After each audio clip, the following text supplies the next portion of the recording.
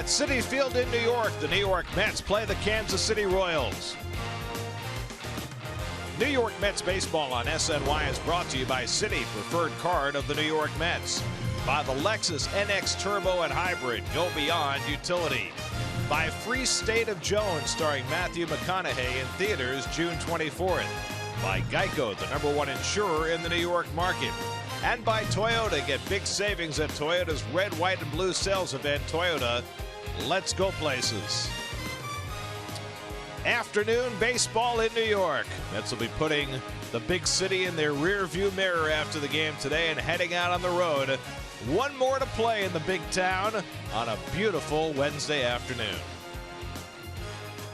And a pleasant good afternoon, everybody, and welcome to Citi Field. Gary Cohen, Keith Hernandez with you today as the Mets wrap up their two-game series against the Kansas City Royals. Mets won an extraordinary game last night, getting 8 2/3 great innings out of their bullpen. Today, the Mets will send Noah Syndergaard to the mound, and they'll also send Matt Reynolds to left field. Mets are facing a left-hander, so Reynolds, who's never played a professional game in the outfield, played one game in the Cape Cod League, goes to the outfield. Now, Keith, you were an infielder who early in your career was asked to play the outfield on a few limited occasions. How much anxiety will Matt be going through today playing the outfield for the first time? Well, I kind of relish the idea of playing the outfield, and I played around maybe 5 or 6 games.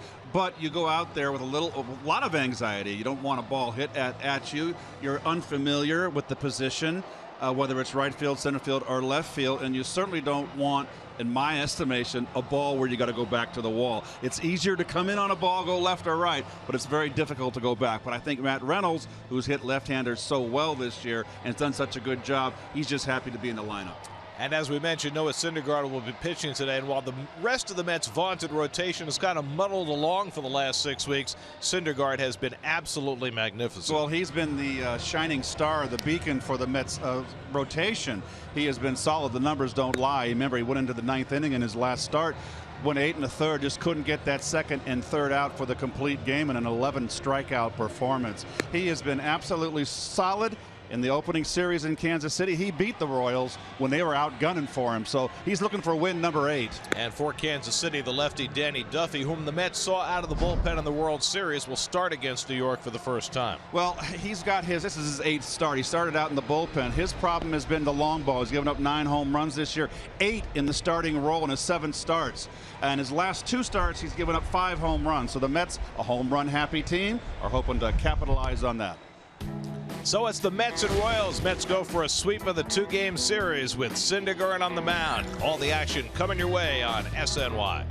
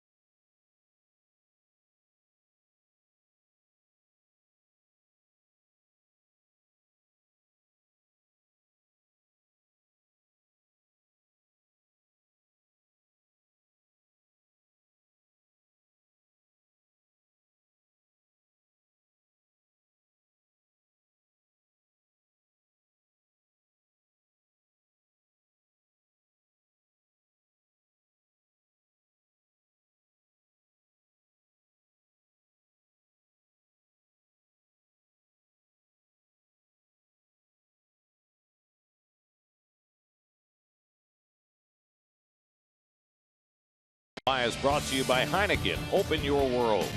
By New York Community Bank and the NYCB family of banks. And by the NYU SPS Masters in Sports Business.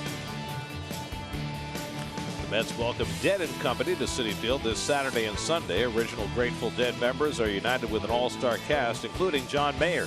For tickets, visit Mets.com/Dead & Company. Now time for greater coverage of baseball, brought to you by T-Mobile. Last night, Corey Kluber, a complete game 3-hitter for the Indians. They shut out Tampa Bay 6-0. Jace Peterson, 2-run homer in the 8th, RBI single in the 10th. The Braves won their 6th in a row, beating the Marlins. Marlins lead 3-0 today in the 3rd inning. And the Nats lost last night, took a 2-0 lead into the 8th. But a 3-run homer by Yasmani Grandal off Tanner Roark led the Dodgers to their 5th straight win. 4 straight losses by the Nats mean the Mets have pulled within 4.5 games of the lead. And they try and get closer today with Syndergaard pitching. Noah's first pitch is coming right up.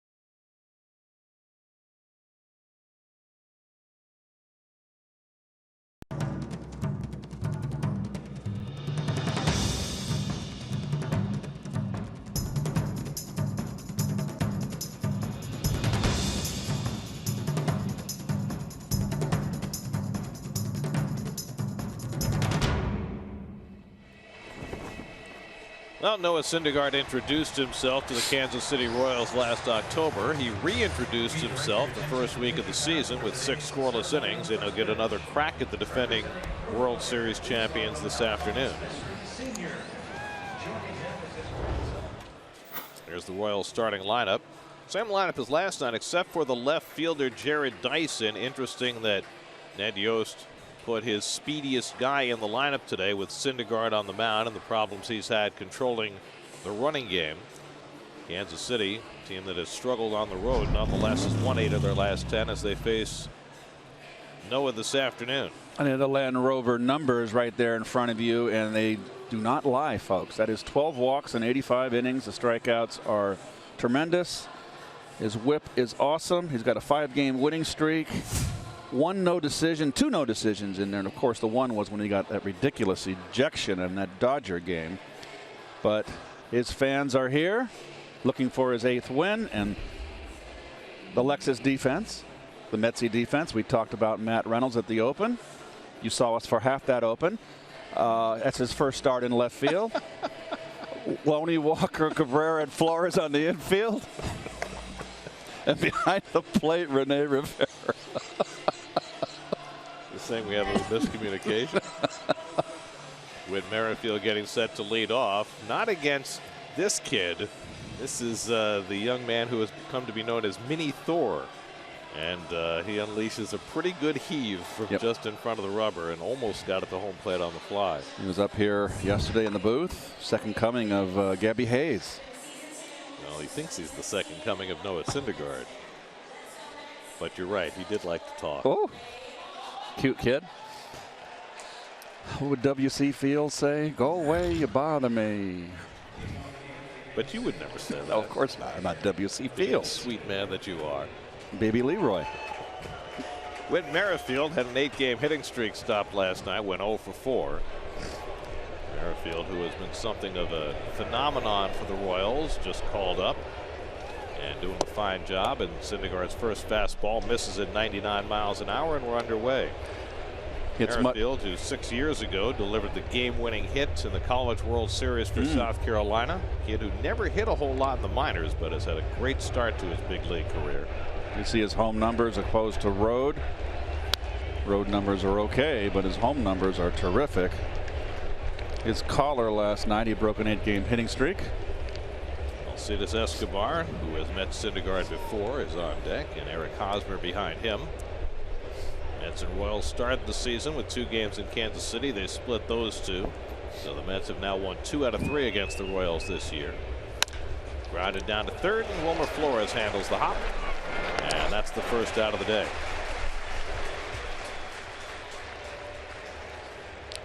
So Merrifield is retired. And now Alcides Escobar. We get to look at Noah Syndergaard from 60 feet 6 inches away. His batting average, as you see, is 246, but I really like this young man. He swings a good bat. He's got speed. Gold glove. Well, the Royals have been a little perkier offensively since they put Escobar in the 2-hole. He had been batting leadoff. Corners in against Escobar, and Syndergaard's first pitch is a breaking ball, and he swings over it. A little different from the first pitch he threw him in Game 3 of the World Series last year. Ned Yost, the manager of the Kansas City Royals, the world champion Kansas City Royals, defending champions.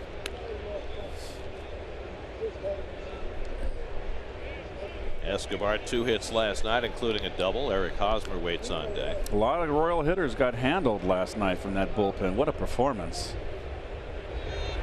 Also Robles front and center, but Eric Goodell, Jerry Blevins, Addison Reed, Jerry Familia, they all combined for 8 2/3 innings, allowing just 1 run. Well, the 2 heroes were obviously, number 1 was Robles going 3 2/3, but Goodell gets kind of forgotten. Grounded toward the hole, and Cabrera on the backhand. The quick jump throw, and he can't get him. He had virtually no chance to get Escobar with his speed, and so the Royals have a base run. Good effort, Jeter-esque. So Cabrera just continues to really, I mean, shine with his glove, and his range is a lot better than we were led to believe when we started in spring training. So now the running game becomes the issue for Syndergaard as Eric Hosmer steps in. Syndergaard has been the easiest pitcher to run on in the majors, 22 stolen bases allowed, and Escobar, a guy who can steal a base. Hosmer fouls off the first pitch fastball, and Escobar did not even bother grabbing a good lead at first base. A little surprising. You would have figured that coming into this game they would at least think about running on Syndergaard at every opportunity. Well, we've all noted over the years now that these day games, they got a little cobwebs they got to shake out. No one seems to wake up till around the 4th or 3rd inning. Let's have Rene Rivera behind the plate today, and that's by design.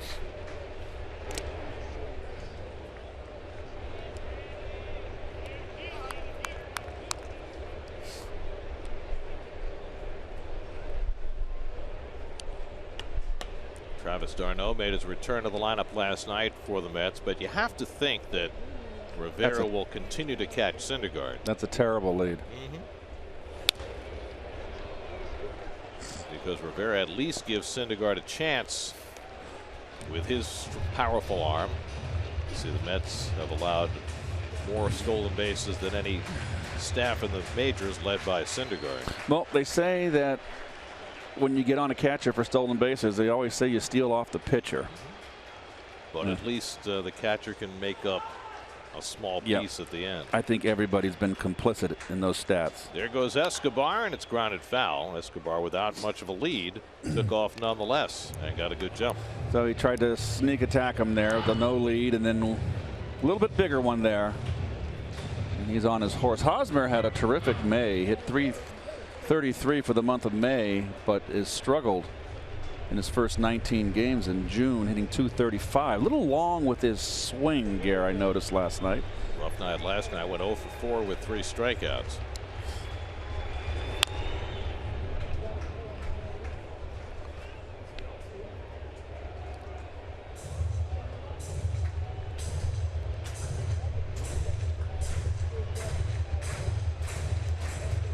The Royals are 5th in the American League in steals. And Escobar, a big part of that. Granderson playing very deep in right field, as he always does. Pretty much straight up on the infield and outfield with Hosmer. Hosmer is a guy that uses both gaps. Really a terrific hitter and a clutch hitter. Rivera sets up away. And Syndergaard hits his target at 100 miles an hour, 1-2. This is Noah's 38th career start. Through his first 37, he has struck out 272 and walked only 43. No pitcher in history has had that many strikeouts and that few walks through his first 37 starts. He has been singular.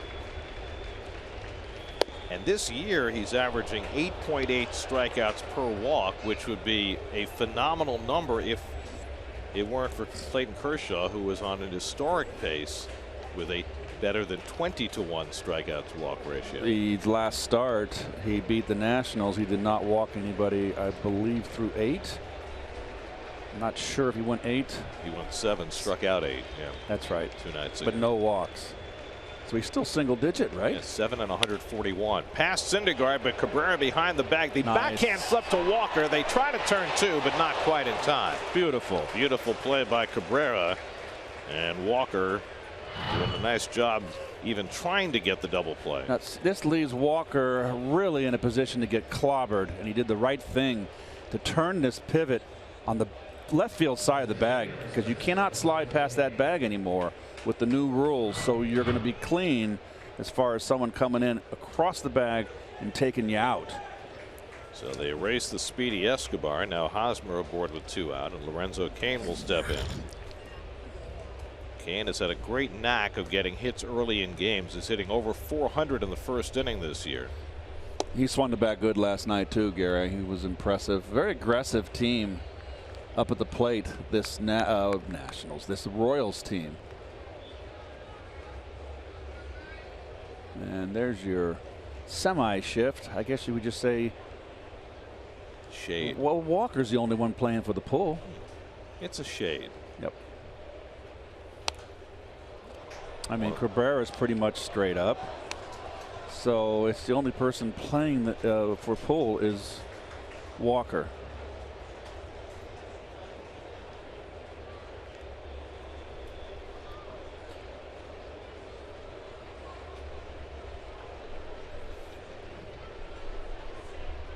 One and one to Cain with Hosmer aboard.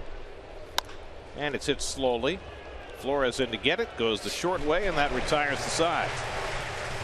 Syndergaard puts up a 0 in the first. The Mets come to bat against Danny Duffy in the bottom of the first with no score.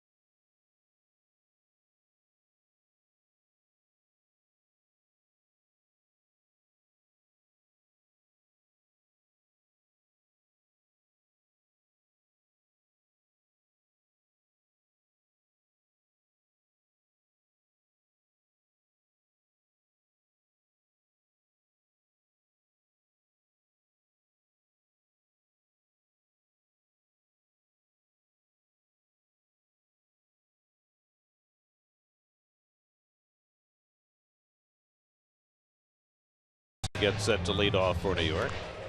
Granderson, one of 3 left-hand batters in the lineup against the lefty. That includes Noah Syndergaard. But the Mets trying to shoehorn an extra righty in there, giving Matt Reynolds a start in left field today, the Geico starting lineup. As the Mets face Duffy as a starter for the first time.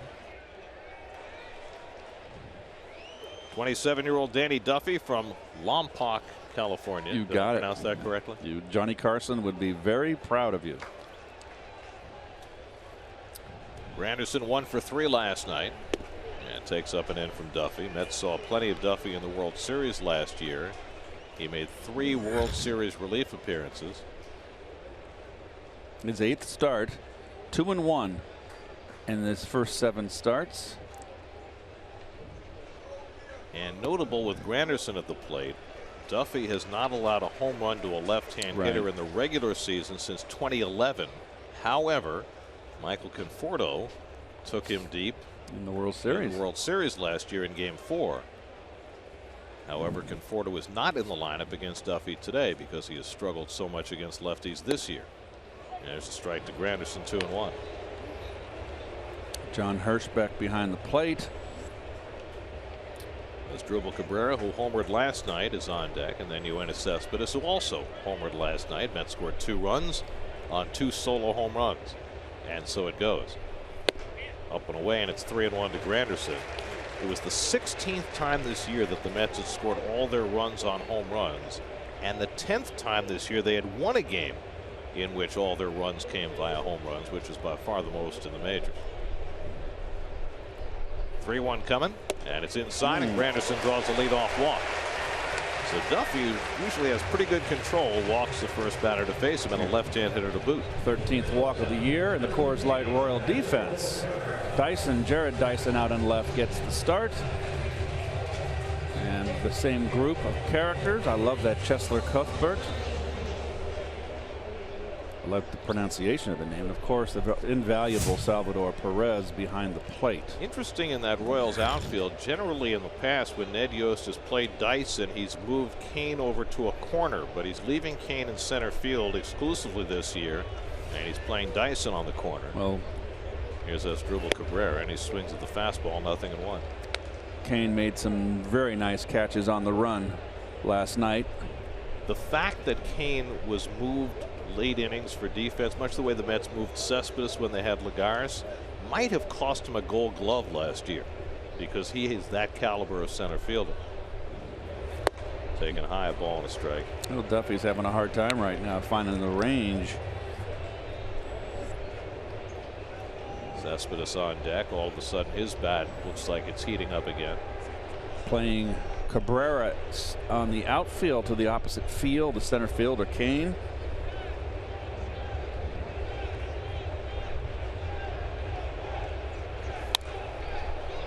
Foul, that'll go out of play. 1-2 to Cabrera. As Drubal's home run last night was to the opposite field as a left-hand batter, his 7th home run of the year. He's got 5 of those in the last 25 games, which is the most for any Met over that span. So his power has picked up in the last several weeks. Got 1 home run against left-handers this season, hitting .302 against lefties. He was a 25 home run hitter back in his heyday with the Indians. Hit sharply right at Merrifield. Nice. Gets the force, and the turn by Escobar for the double play. Granderson had to freeze on that line drive and made it an easy 4-6-3 double play. Well, Merrifield makes a nice play. Look at him keep his body in front, gives him a nice backhanded feed. A little funky footwork by Escobar, but the ball hits so hard, and Cabrera doesn't run well. Plenty of time to reload, so to speak, and throw the little lollipop over to complete the double play.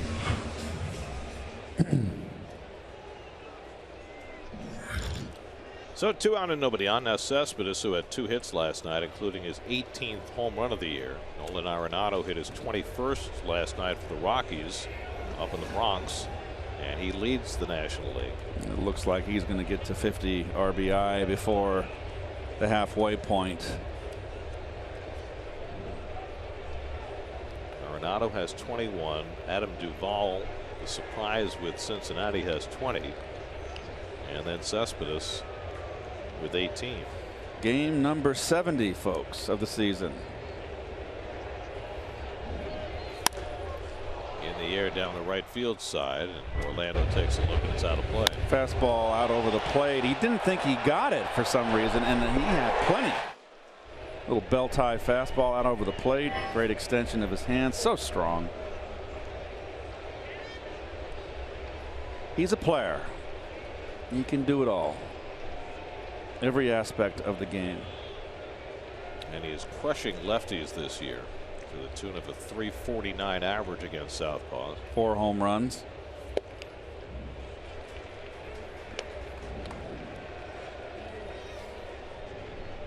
Where would the Mets be if they, and it could have happened because they didn't get Cespedes. If someone had taken him.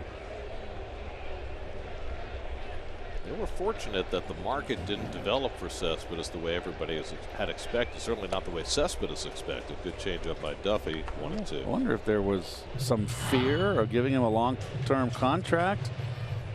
I mean, he's not like he's just a newly acquired Cuban. This is what, 5th year in the big leagues, and he's got numbers to back it up every year here.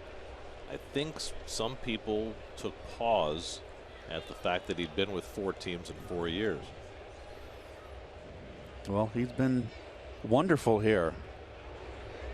And he wanted to be here, and certainly has played that way. He drives this one to deep center field. Kane racing back, looking up here on the wall, and it's off the fence. Cespedes on his way to second, and he's in standing with a long double. Now, I thought he hit that ball better than last night, Gareth. And it's interesting between day and night.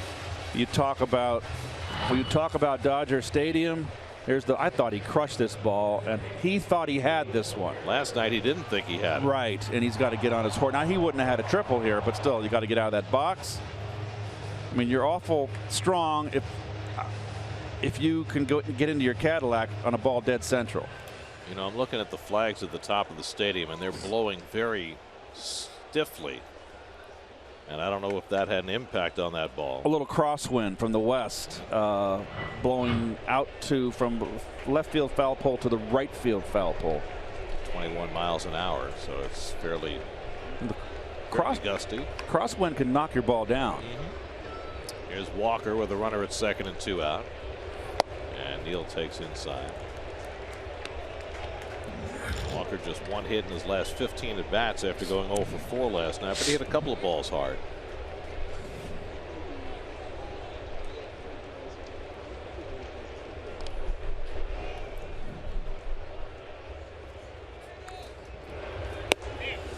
Take a look at Cespedes' back foot here. That's usually your foundation. You drive off your back foot. Look how he lifted up. I've seen Clemente do that when that Orioles series, when he had the great World Series. As you're not driving forward if you're not on your back foot. So it becomes more upper body strength. That just goes to show you how strong he is. That's drilled to deep left field.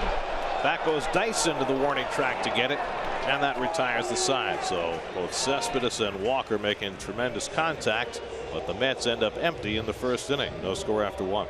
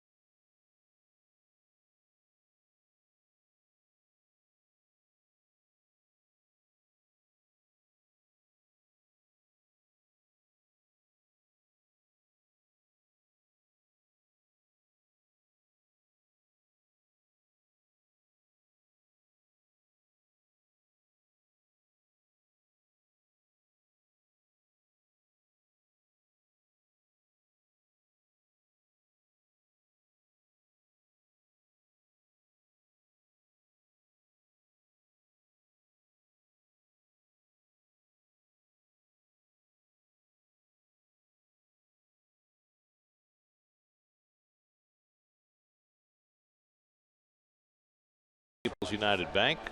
Noah Syndergaard on the right and Danny Duffy on the left. Duffy, who started this year in the bullpen, making his 8th start. Syndergaard has pitched once out of the bullpen this year, as he did last year in the postseason. Salvador Perez leads off, had an 11-game hitting streak stopped last night. He fouls off the first pitch fastball. Perez 0 for 4 last night, hitting a .301 for the year. Doesn't matter if it's a day game after a night game. It's a pretty good bet Salvador Perez is going to be in there. Plays more than any catcher in the game, and he's as good a catcher as there is in the game today. Well, we had some interesting shots last night of Perez, how he gets behind the plate in the squat position. He exposes his body. He gives the umpire tremendous view of the strike zone.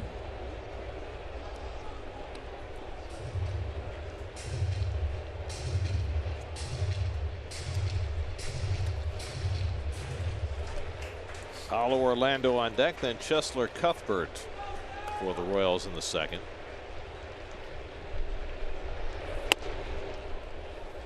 Up and in at 98. Good pitch, 0-2. Anytime you get a hitter to check his swing like that on a pitch in, up and in, that it sends a nice message. Coming back in upstairs.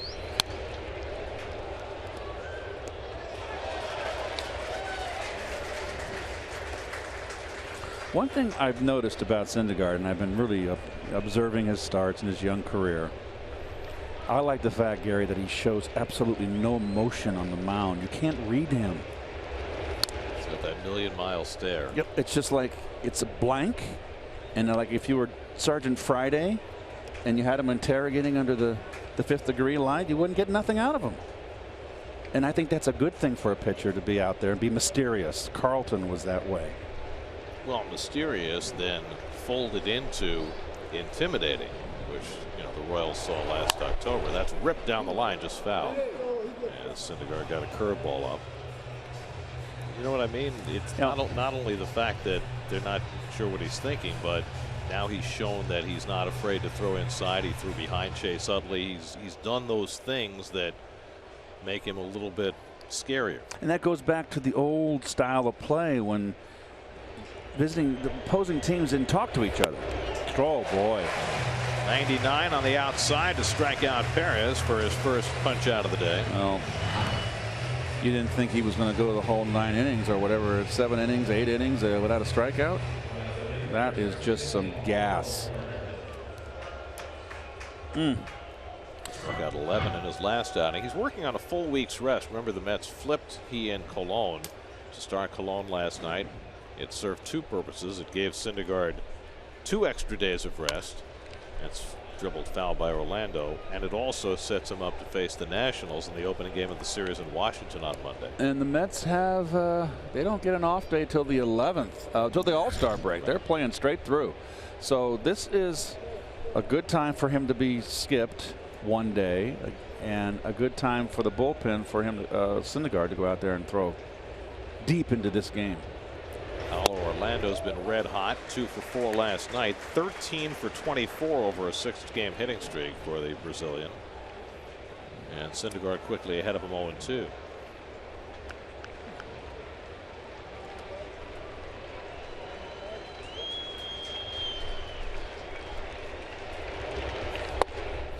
Off the corner with a slider.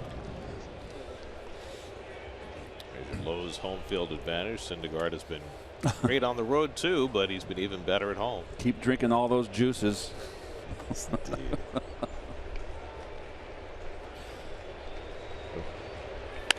Pulled down to third. Flores getting a lot of work early in this game, and he throws out Orlando 2 away. What did Syndergaard say in the paper? I'm not the same man. I don't feel the same without my juices. 2 out and nobody on. Now Chesler Cuthbert, 1 for 3 last night. And Ronnie was correct about where he's from, at the Corn Islands off of Nicaragua. That is the Mosquito Coast. Very good, Ron. Ron knows his insects. That's driven to right center, but on comes Granderson to pick it off, and it's a 1-2-3 inning for Noah Syndergaard in the second. No score at Citi Field.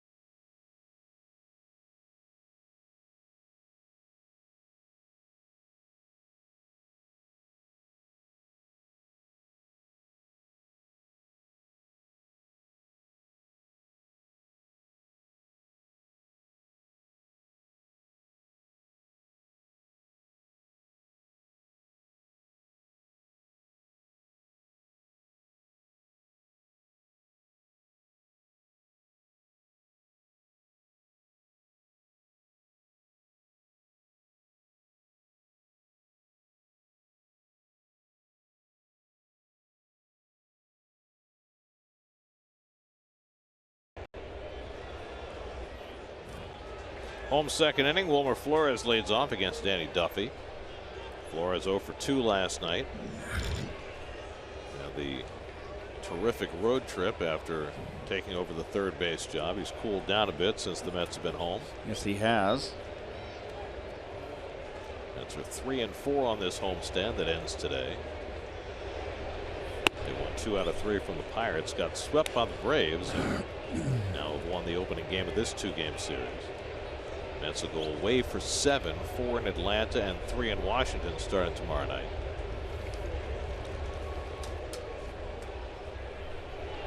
Well, Wilmer last year with the 16 home runs and 59 RBIs in 137 games, but not as productive this year. He's had the hamstring injury, missed some time. And of course, he was just a spot player early in the season after being a starter most of last year. That might have had an impact. And it seemed that once he got a regular spot, that his play picked up. But the question is, how does that play out over the long term, and how does it affect how the Mets decide to make decisions both inside of and outside of the organization to shore up the offense? Wilmer pulls one foul. Well, 2. I think when the Mets hit their little skid recently and they were 6 back and everybody thought the sky was falling, I think for all you Met fans out there, you've been around long enough. You just can't get all swept up in the headlines of the Post and the Daily News and Newsday. Look what happened now. They're 4.5 back. Nothing is taken into consideration regarding your rival, and Washington has hit a 4-game skid, and the Mets are right back in it, 3 back in the loss column. Out to center field, and Kane has it lined up. 1 out. You can fill out your 2016 MLB All-Star Game ballot now at MLB.com on your computer, tablet, or smartphone. Vote up to 35 times. Vote today, vote tomorrow. Vote at MLB.com/vote. James Loney. 2 more hits last night for Loney to raise his average to 292, and he's hit .333 against lefties. Yeah, 4 for 12, Gary, and that home run off the left-hander. I believe, was that in Miami? He hit the home run off the lefty? I forget. Well, I would say that Loney has done everything the Mets could have possibly asked when they brought him in. He was playing in AAA in the San Diego organization, but a guy who's always been a pretty good line drive hitter, .285 lifetime hitter, and he's done exactly what the Mets hoped he would do. Provided them a little defensive stability at first base. Now the question is, that's hit awkwardly to second base, and Merrifield comes in to throw him out. The question is, much as it is with Flores, what do you hope to get out of Loney in the long term? Because Lucas Duda isn't coming back anytime soon. He's not doing any baseball activities yet. So do you need to upgrade that position, or can you go with Loney for the long term? And I think those are the questions that are being asked. The two corner infield positions. Asked continually internally in this organization. How do they upgrade the offense, and where do they upgrade the offense? As long as the Mets stay in the hunt, and you don't know what's going to happen. They could get hot and take the lead back. But as long as they are not where management feels at the precipice, it gives Sandy Alderson more time to take his time and do a more a longer look at which direction he wants to go, instead of, oh my gosh, we got to make a move. And usually those kind of moves backfire. Well, so also, if you make a move in late June, you're going to overpay. Whereas if you wait a little longer, but I agree, you get a better bargain. I think Sandy right now is saying, hey, we're 4.5 out. I'm not going to do anything, and as long as this team stays, just treading water, stays with the pack, stays with the leader. That gives him more time to assess the talent out there. Because you never know what might come down the road. What's not available today might be available in a week, a month. And Reynolds fouls it away. So with the Nats having lost 4 in a row, the Mets are now 4.5 games back. Still only just 1 game in front of Miami, though, as the Marlins continue to lurk. Mets are also in the second wild card spot as of this morning, barely, by a half game over St. Louis. And Washington has all the top 3 teams, the first place teams in the National League. They have the worst record, and which is not a bad record. 43 wins is very nice. Dumped foul. It's fascinating because the Mets are in so much of the same position they were in last year. Yes. At the same time of season. They're maybe a little further behind than they were, but the offense is struggling the same way. They're keeping their heads above water, but not playing as well as they had hoped.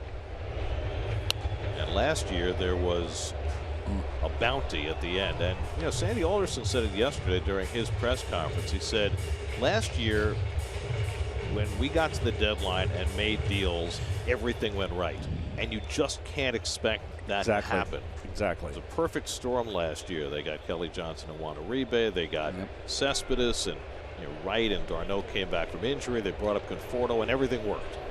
Lightning in a bottle. Good change up by Duffy to strike out Reynolds, his first strikeout, and the Mets go down 1-2-3 in the second. After 2 at Citi Field, Mets and Royals, no score.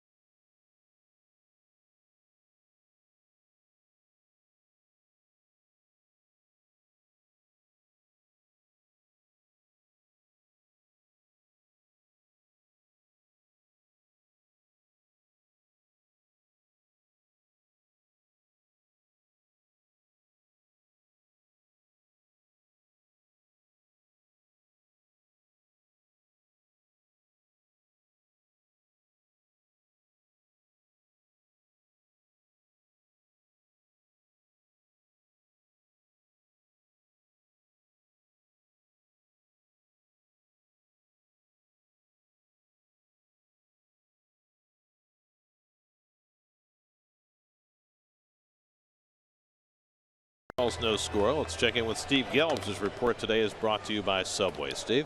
Gary, yesterday Commissioner Rob Manfred was on ESPN radio, and he mentioned that Las Vegas could potentially be a viable option in terms of expansion down the road for the major leagues. And Vegas has become a topic of discussion, with the NHL today set to approve expansion of the league to Las Vegas in 2017. But it certainly turned some heads when the Major League Baseball commissioner would say something like that, given the level of taboo gambling has with the game of baseball. But as Commissioner Rob Manfred said, nowadays, if you want to find a casino, they're pretty much everywhere. It's not just in Las Vegas. And while sports betting isn't necessarily available everywhere other than Vegas, as Dyson grounds out to short. Throw a little low there, so he's on first after that error. But just to wrap it up, while sports betting isn't necessarily available everywhere around the country legally, it's probably a wider acknowledgement by Manfred that if you're going to bet on the game, you're going to find a way to bet on the game. And I was wondering what you guys thought about the potential down the road of baseball being in Las Vegas. The first little housekeeping, that's an infield hit for Dyson, who has tremendous speed, and not sure they were going to get him even with a good throw. Here's the thing, and I don't know this, Steve. I don't know if you know this.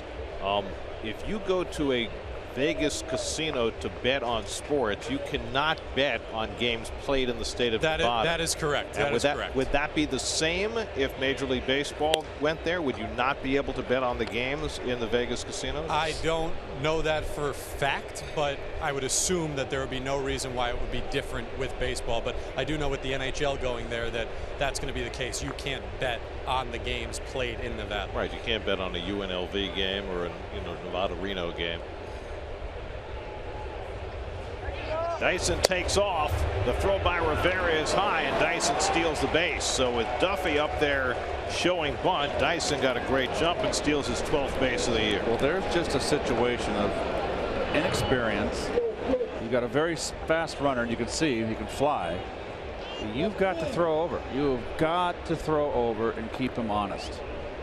More than once. This is why Dyson is in the lineup today, specifically because Syndergaard is on the mound. He's beaten out an infield hit. Now he's stolen a base. And now Duffy will try to bunt him over to third. Syndergaard this time will take a look at him. Again, back to your point, Steve, in my view, the commissioner is right. I mean, at this point in the development of gambling in the United States, I think it probably isn't relevant.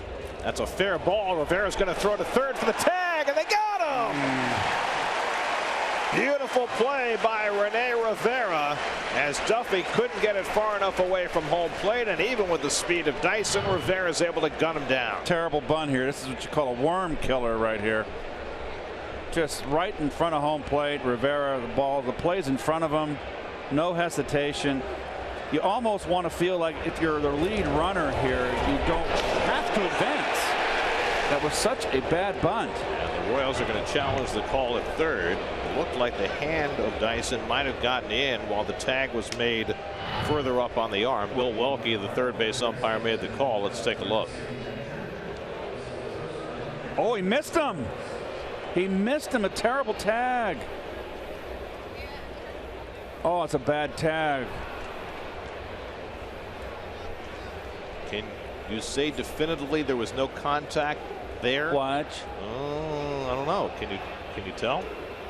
I'm not sure there's enough evidence on that shot. Gary, we got new rules now. The laces don't count. No, I understand that, but I'm wondering if the top of the glove you can say definitively did not touch him. Is there clear and convincing evidence that it missed, at least from that shot? Now, the folks in the bunker, and that's Jerry Lane's crew and Mike Winter's crew, might have other angles, but from that angle, I'm not sure that you can overturn it. Well, play under review brought to you by Mazda. Driving matters. It's supposed to be clear and convincing evidence, and I'm not sure that shot provides it. If it's overturned, it's a bad tag by Wilmer. Wilmer's way too far in front of the bag, number one, and therefore has to reach back. You've got to be straddled in that bag so you come down with your glove right in front of the bag, and the runner slides into you. We'll see which way it shakes. Ned Yost got the word from his replay people that it was worth challenging early in the game to be using your challenge and potentially losing it on a close play. But one more look. See, Wilmer's I think he's safe. You know what might sway them? After that initial swipe where we're not sure, he continued to try and tag him, which made you think that Wilmer didn't think he got him the first time. Here we go. They say it's going to be close either way. And they confirm the out call. Wow. And I think that's one of those situations where there just wasn't clear and convincing evidence to overturn. So the out call stands 2-5 on the fielder's choice. And the Royals lose their challenge. Just the worst. If you're a bunter and you see Ned Yost's frustration, if you're a bunter, that is the worst. You can bunt a ball too hard, but boy, when you put a grub worm right there in front of home plate, that is you can't put a worse bunt down. And you can see what Dyson was saying. He missed me here, he got me up here, but even if that's the case, it just wasn't enough evidence to overturn. So Duffy is on first with 1 out. Whit Merrifield the batter, and obviously that's a huge call. Royals could have had first and third and nobody out. Instead, they have a runner at first and 1 out. Merrifield grounded out to third base his first time up. And fastball strike. Well, one more look. Well, Dyson contends that they missed him there. And it looks to me like he did. And I just. And his hand's in. So yeah. If he didn't tag him, his hand got in before the shoulder tag. I totally agree. Again, it comes down to clear and convincing evidence. Right. And I just don't think the guys in Chelsea felt there was enough. And that's the hard part for the managers and their video coordinators as they make those decisions. Because I think what we've seen develop over the period of time that replay has been in full effect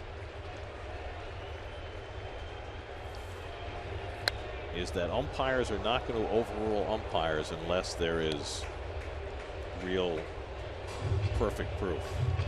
I don't like it because there's just no incentive for the umpires out there to get it right. It's my call, and be decisive as umpires need to be. It's like, okay, if I missed a call, it's going to go back to command control. Merrifield gets a hold of 1 out to left.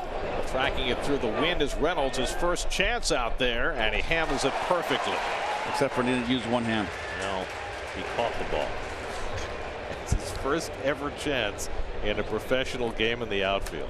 Guarantee you I would have used 2 hands. I'm with you on that. But think about this. I mean, it's his first professional game in the outfield. He played 1 game in the Cape Cod League 5-6 years ago. And it's on a day when it's sunny and windy, a day game. Did you ask for a more difficult assignment? It would definitely put you on edge. Here's Escobar, 2 out, and that's grounded down to third, a foul ball. Just outside the bag. Boy, Flores has had everything hit to him today. Worth throwing to him.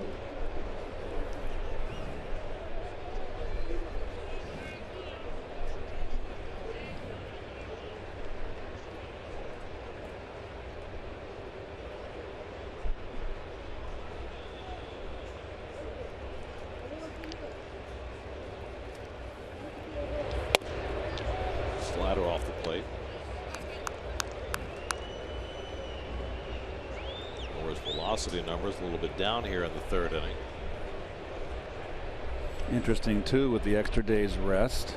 You'd think he'd be strong as a ox. Funny game. Off the end of the bat, shallow center. Cespedes comes on to get it, and that retires the side. So the Mets get the benefit of a call and keep the Royals off the board. Still no score. That would have been a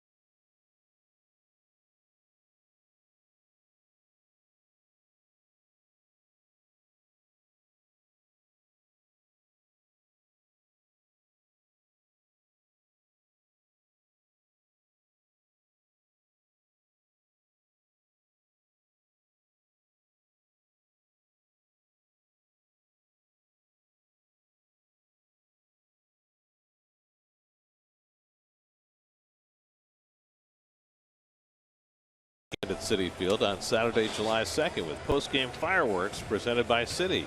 Be here when the Mets take on the Cubs at 7:15 p.m. in an NLCS rematch, and stay after the game for an exciting fireworks show that will light up the night sky. For tickets, visit Mets.com/fireworks. Rene Rivera leads off the home third inning. Rivera hitting at 190 for the year, but in there for his defense, and it paid off in that last half inning with the play he made on the bunt to throw out Dyson at third. Syndergaard on deck, and then Granderson for the Mets against Danny Duffy. Duffy worked around trouble in the first inning, pitched a 1-2-3 second, and he gets a fastball in the corner, 1-1. That was just an afternoon sigh. The bottom of the third inning sigh on a beautiful afternoon. Is that different from an evening sigh? Yes, absolutely. I'm always much more relaxed at an afternoon game. At night, you're more geared up.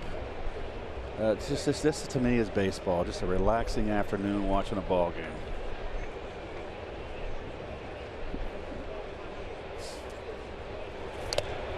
Rivera knocks the mask right off Salvador Perez, and he can commiserate. One catcher to another. Yep.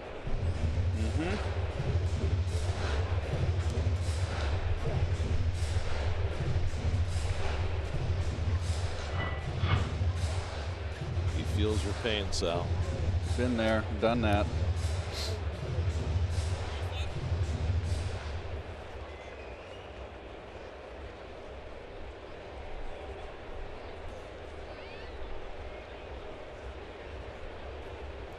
Already got one Band-Aid. I saw that.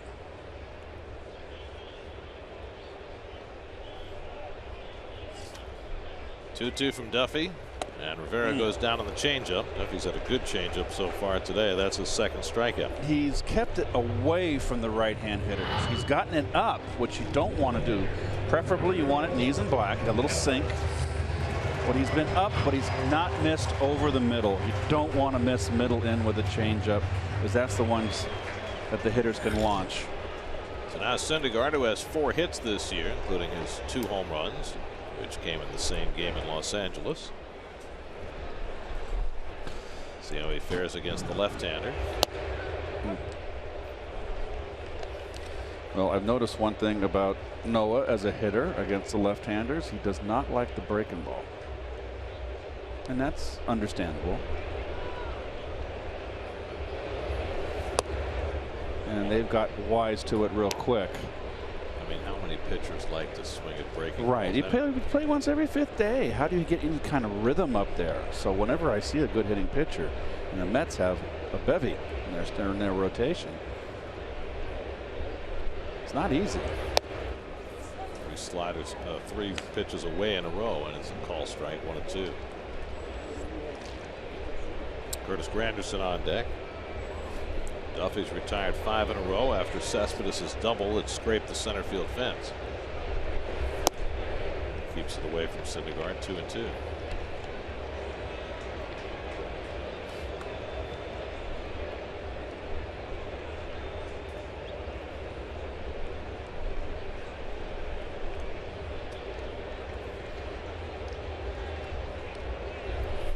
Good cut.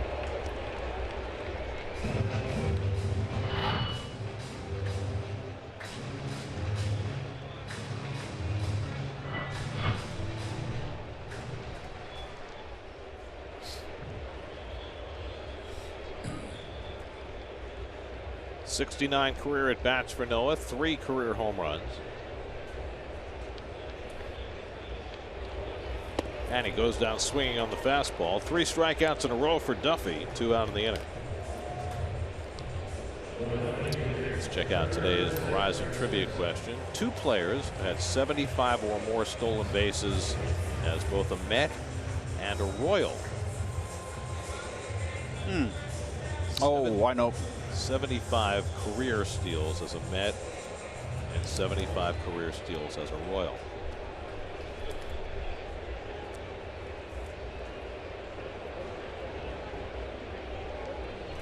One is easy. Oh, of course.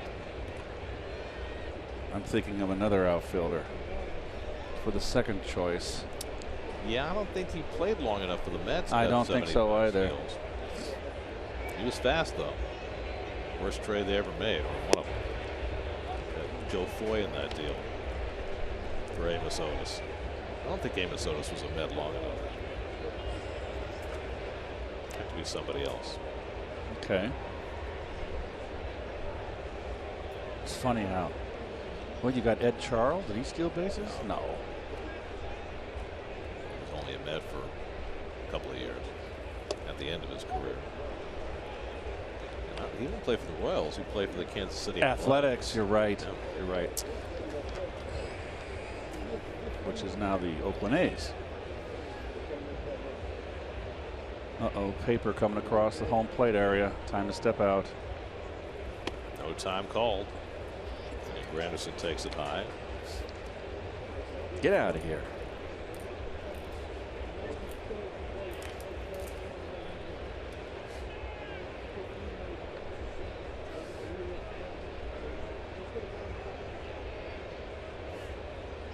Two coming. It's fouled away. Well, we should say the obvious one, right? Okay. It's Carlos Beltran. Yes, that's the obvious one. Right.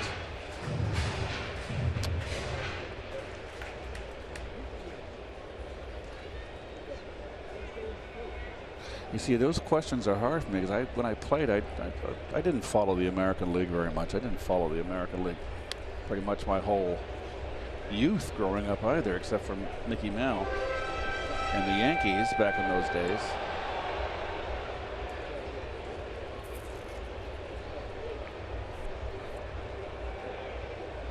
San Francisco just had the Giants back then when I was growing up. I am stumped on this other guy. I'm thinking too. Long turn at bat here for Granderson. Oh, nice play in the on-deck circle. Well, we've said all year that Cabrera has good hands. Jeez. That applies to his on-deck work too. Made a nice one-handed catch.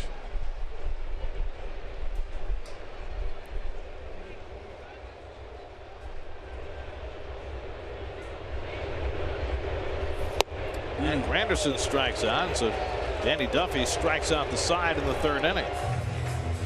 He's retired 7 in a row, the last 4 via the strikeout. After 3 at Citi Field, Mets and Royals, no score. Keeping the ball away on left-handers.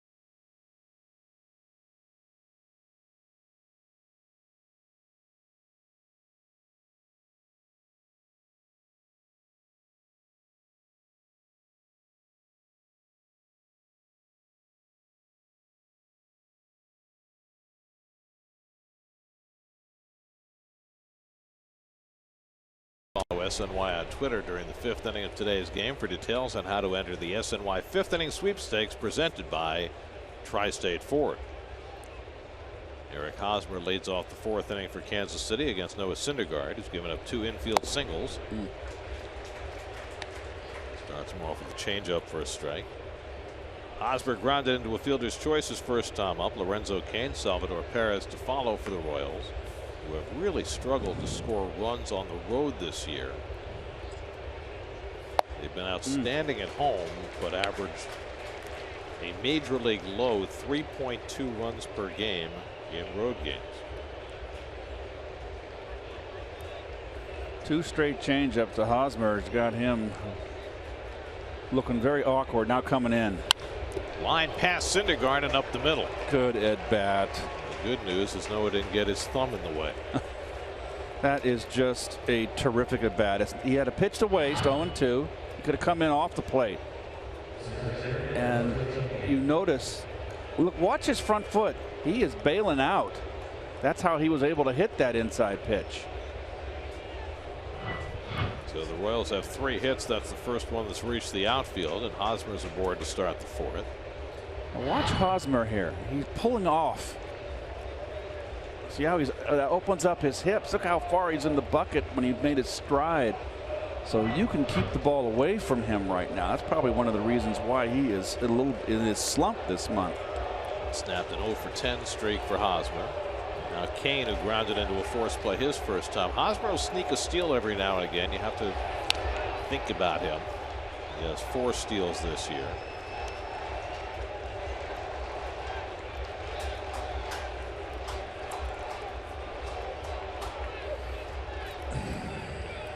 Lorenzo Cain, a tremendous season last year, finished 3rd in the MVP balloting at 307, 16 home runs, 28 stolen bases, Gold Glove caliber center field. Good curveball by Syndergaard to get him ahead 0-2.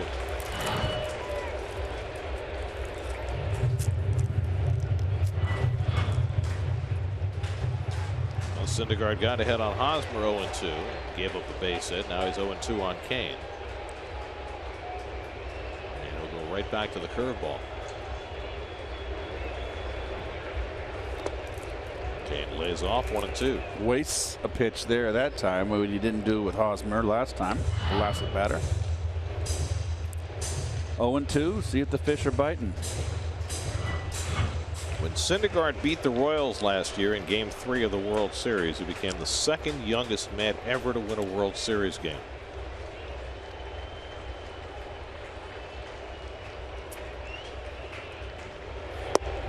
Only one younger by about 2 months was Gary Gentry in the '69 World Series. You know, what a shame that Gentry hurt his arm. He was not a big guy, a very slight guy, almost like a David Cone. But boy, did he throw hard. He was dynamic.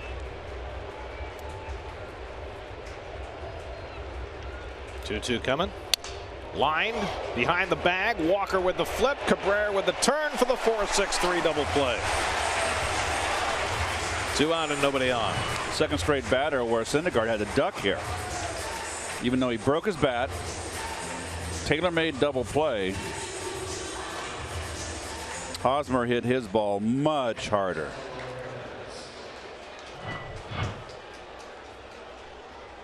Well, I told you the story of what Davey Johnson said in that '69 World Series. They all talked about Seaver and Kuzma, and they faced Gentry. And they came back to Earl Weaver and said, why don't you tell us about this guy? Jeez, he's throwing bullets.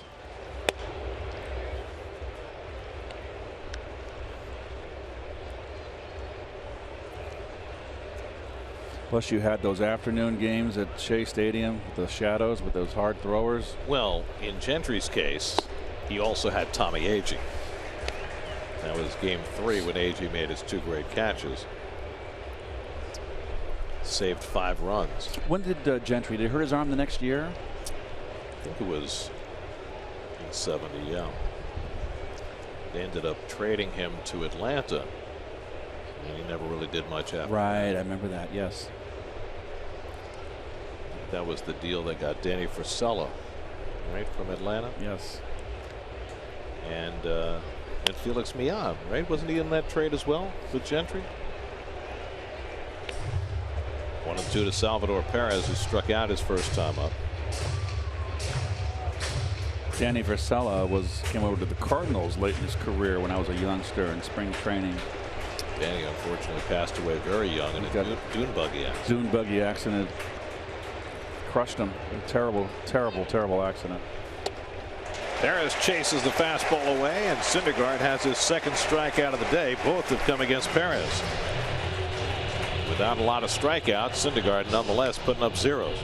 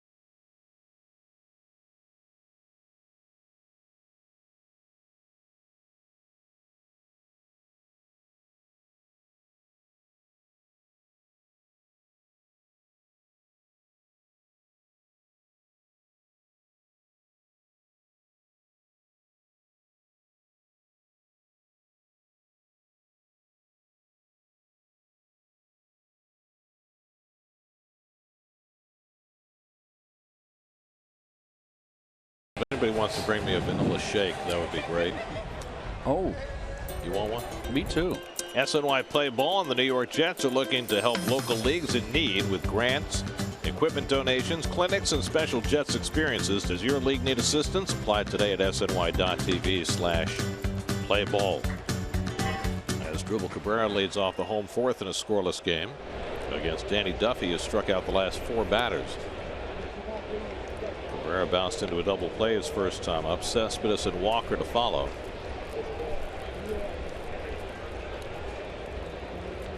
Keep in mind, Danny Duffy, who's at 50 pitches, has not thrown more than 88 in any start this year.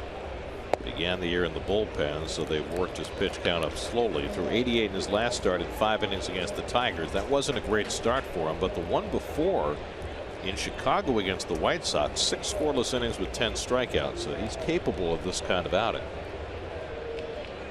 Hard throwing left-hander. And Cabrera stopped the swing in time, and it's 3-0. Duffy walked his first batter of the day today, Granderson, in the first inning, but generally he is not a guy who walks people. But here he is behind Cabrera, 3-0, leading off the fourth.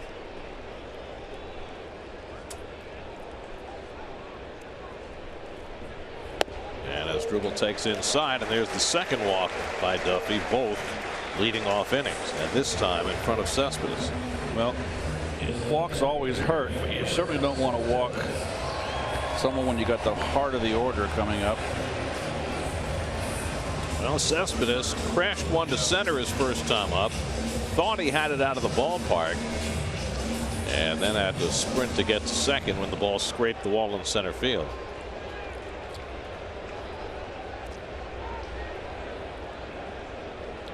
Cespedes now 3 for 5 in this series with a double and a home run. Now has 31 extra base hits for the season.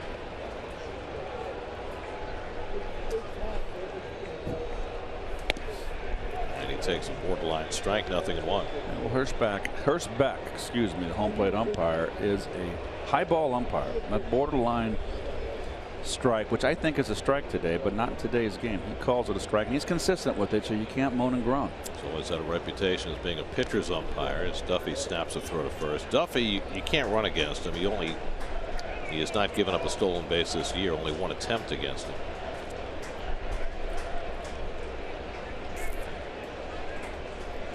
Three infielders on the left side against Cespedes. Hosmer holding the runner, leaving the entire right side of the infield open. That's hit to center field. Kane coming on, but he'll have to play it on a hop. Cabrera pulls in at second, and Cespedes is 2 for 2. Red hot. Boy, Kane is playing an extremely deep center field on Cespedes. I know he's got tremendous power. 18 home runs, one last night. But he's way out there in the hinterland. It's 18 home runs for Cespedes. It's one for every hole. That's right. Here's Walker, who lined out to left field his first time up, stranding Cespedes at second. The Mets are now 0 for their last 25 with runners in scoring position. Ouch. First and second and nobody out. Hosmer creeping in from first as though he's expecting Walker to bunt. Are you kidding? Are you kidding? It's a cleanup hitter. And a guy who's hitting .347 this year as a right-hand batter with 5 home runs from this side of the plate. I don't understand, and he's kind of playing in no man's land right here. Now they've got him behind Cespedes. Yeah, but still, get back. I mean, it's poked foul when it's 1-1 to Walker. Hosmer's chatting up Cespedes at first base. I was just saying, I don't know how you play this in the National League. I thought you guys always bunt. That's why I was in. I suggest to him that he gets back further.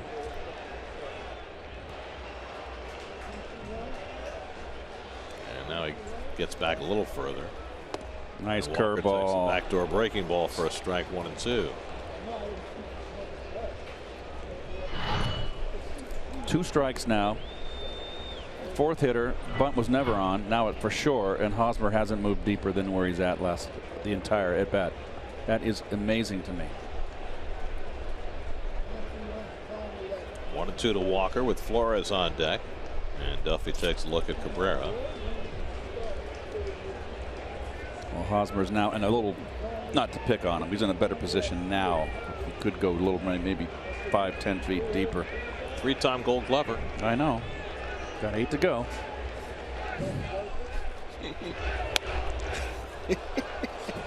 At least. That's just to catch you. He might like to pass you.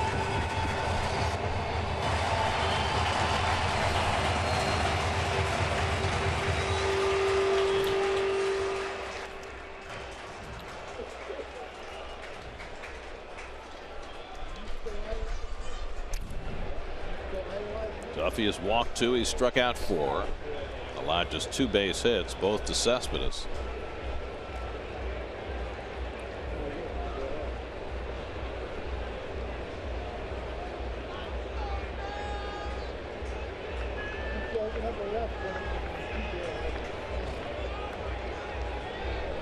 One, 2 coming.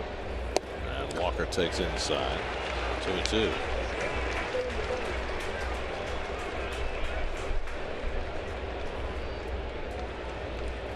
Cabrera at second, Cespedes at first with nobody out, and Perez wants a conversation with Duffy.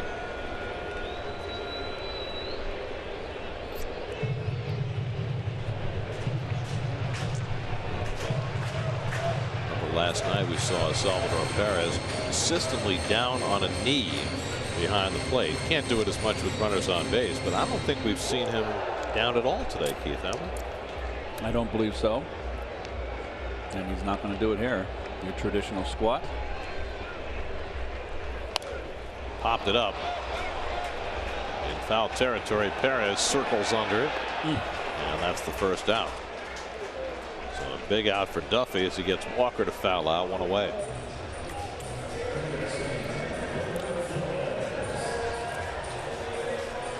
Now it's Flores who flied to center his first time up. pretty good sequence of pitches for Duffy against Walker that at bat.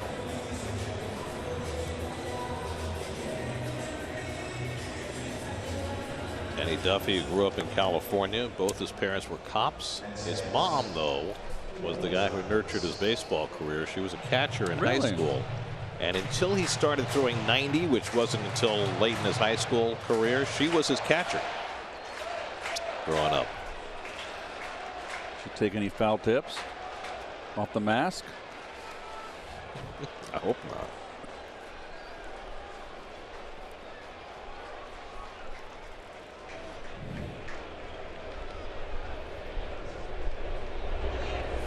Duffy tells the story that when he was a freshman in high school, he was 5'4" and threw 70 miles an hour. 5'4". That's tiny.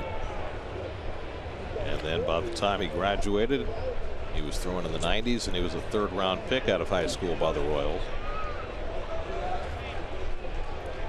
Talk about a late developer. Backdoor breaking ball misses, and it's 2-0 to Flores. Good pitch to hit right here and not try to do too much with. Pitchers, when they're in trouble, they always feel safe. When you see the defense straight up on the infield, slight shade in center and right field, the opposite field, they feel safe on the outside corner. Flores reaching for the fastball and fouls it off. 2-1.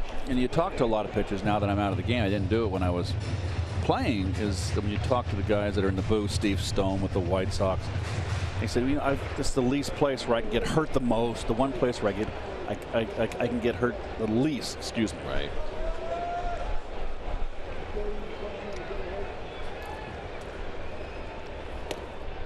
Curveball in for a strike. 2-2. What I find interesting about that statement is that you never talked to pitchers when you were playing. Oh, I always did. My teammates.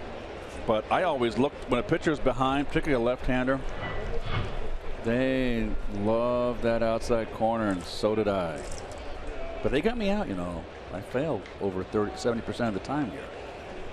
Most people do. In all walks of life. Homer wastes that one away. But baseball is the only profession where you can fail 7 out of 10 and get paid a lot of money for it. Right. Can you imagine if you neurosurgeon failed 7 out of 10? Probably not lasting too long. This is for our producer. In tennis, if you've got your first serve in 30% of the time, I don't think you're going anywhere. Thank you for keeping it relevant for our producer. 2-2. And Flores goes down on the high fastball, and Duffy has his 5th strikeout. And now they're 2 away. And now the Mets are 0 for their last 27 with runners in scoring position.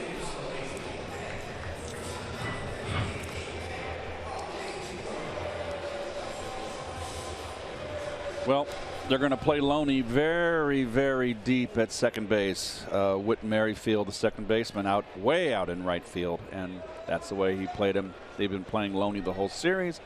He's not fleet of foot. Well, he hit it to Merrifield his first time up. So the Mets got the first 2 men on here in the 4th. Now it's left to Loney to try and make something of it. And the curveball off the plate for ball 1. You got Reynolds in the on-deck circle, even though a rookie, and you got a veteran major leaguer up there at the plate, journeyman in Loney. You're still thinking positively. You are a left-handed pitcher that has worn out left-hand hitters your career. You're going to go. This is the out you want. Lefty's hitting 189 against Duffy this year. And he threw the fastball by Loney. Did you see that paper? Was that an optical illusion? What did you see? I must have had him. I must have vapor locked. Just don't pay attention. I thought I saw a piece of paper fall. It doesn't matter. It was a strike. Yes, it was. Here's what you saw. Oh, I was right. Yes. Oh, I thought it was. Oh, it was like it was in front of. It was almost catcher. like Randy Johnson hitting the bird, and the bird exploding. Remember that? Yes, but it was an optical illusion. It was behind the pitcher, so. Looked good though. I feel better now. I was ready to admit myself to the nearest hospital. It's not that deep. 1-2, and Loney takes one the other way. That's going to fall for a base hit. Here comes Cabrera around third. The throw by Dyson. The slide on the front door, and he gets the hand on the plate and scores the run. All the way to third goes Cespedes, and the Mets have a 1-0 lead.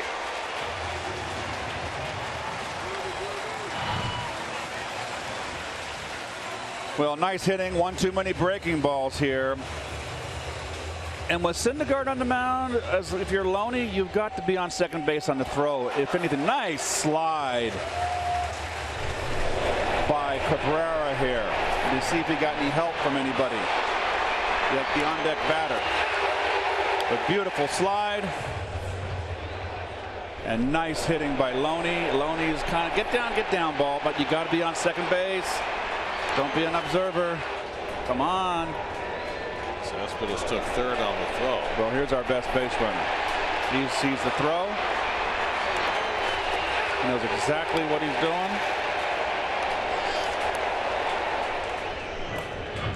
So Loney couldn't advance without Cespedes advancing in front of him. So I take back the criticism there. Nice clutch hitting, Loney. The Mets finally get themselves a hit with a runner in scoring position. They have been at 0 for their last 27 before Loney comes through against the left-hander to get the Mets the lead.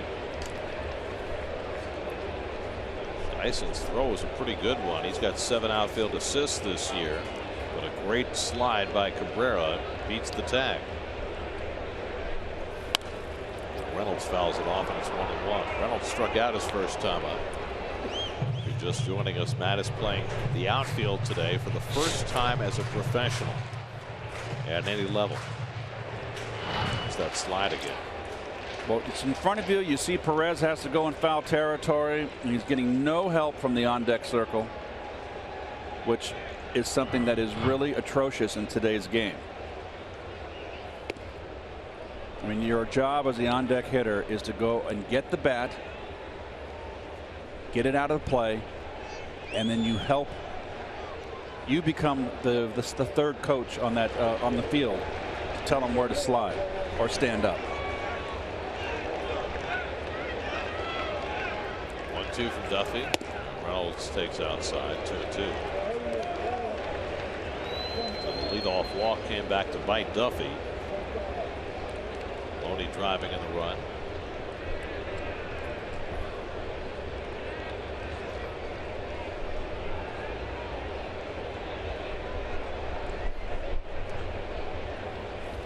Reynolds goes down swinging to end the inning. 6 strikeouts for Duffy, but Loney gets the big 2-out hit. Okay, so you can see Reynolds right here. Get closer. But he's there. At least he's telling him to slide, and he's not directing him which way to slide. But you got to get closer up there on that circle, the cut of the grass.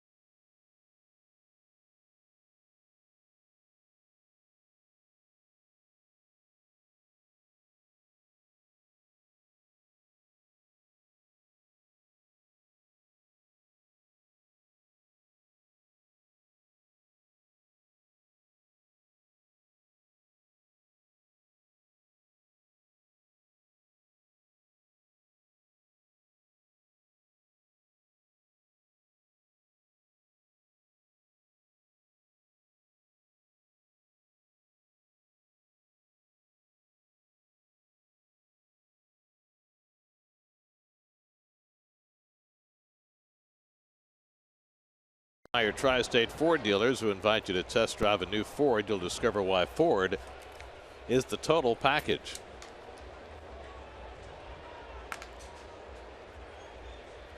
Well, Noah Syndergaard now has his run. 1-0 New York as we start the 5th. Paulo Orlando leads off for the Royals. See if Noah can make it stand. He has not been at his overpowering best today. That first fastball at 96 miles an hour. But when you have the kind of sharp breaking ball that he has, as well as the changeup and the command, Fouled off the leg of Orlando, a foul ball. you can be just as effective. Let's see the pitch breakdown for Syndergaard. It's 58% fastball. There have been starts this year where he's averaged over 99 miles an hour on his fastball. That's not been the case today. It's been more 96 to 98. And Orlando takes the curveball in the dirt. 1-2. Chesler, Cuthbert on deck. Ooh. And then Gerard Dyson for the Royals in the 5th. I love when I say Chesler, Cuthbert. It's like Dudley Do-Right. It's almost as much fun for you as Chase Utley. Headley. 1-2. Hit out, foul off to the right side.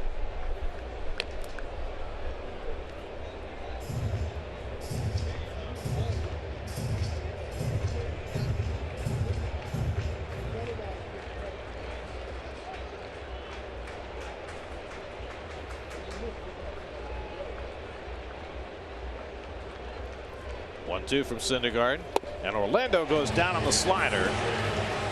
Third strikeout for Syndergaard, 1 down in the 5th.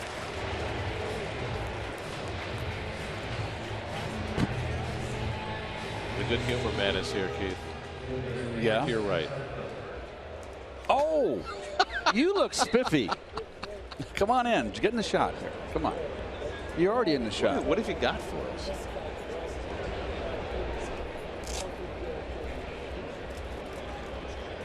Oh, King Cone. That's great for my waistline. He's got the ice cream sandwich. He's got the what's he got? The double caramel bar. Do you still have chocolate chip candy? Does that still exist, or we don't have that anymore? These are the ones we've got here. Very clever. The We'll go with giant king double cone. caramel. Very nice. So, folks, you will forgive us if our, in game for this half inning, we mumble our words. You know, I used to, when I was a little kid, really little, I used to be afraid of missing the good humor man when he came through the neighborhood. Oh, really? And I would sit on the curb for hours. Really? Make sure I didn't miss the. I'm talking about when I was like 4 years old. Sit on the curb to make sure that I didn't miss the good humor. Were you a deprived child? No, I was just a little obsessed. Thank you. We're good. Thank you. Thank you. That's a beautiful suit you have on, by the way. That's drilled in the air to deep left. Back goes Reynolds for a look, and it's out of here. A home run for Chesler Cuthbert to tie up the game. Cuthbert's 5th home run of the year, as he clubbed the changeup against Syndergaard to get the Royals even. It's 1-1.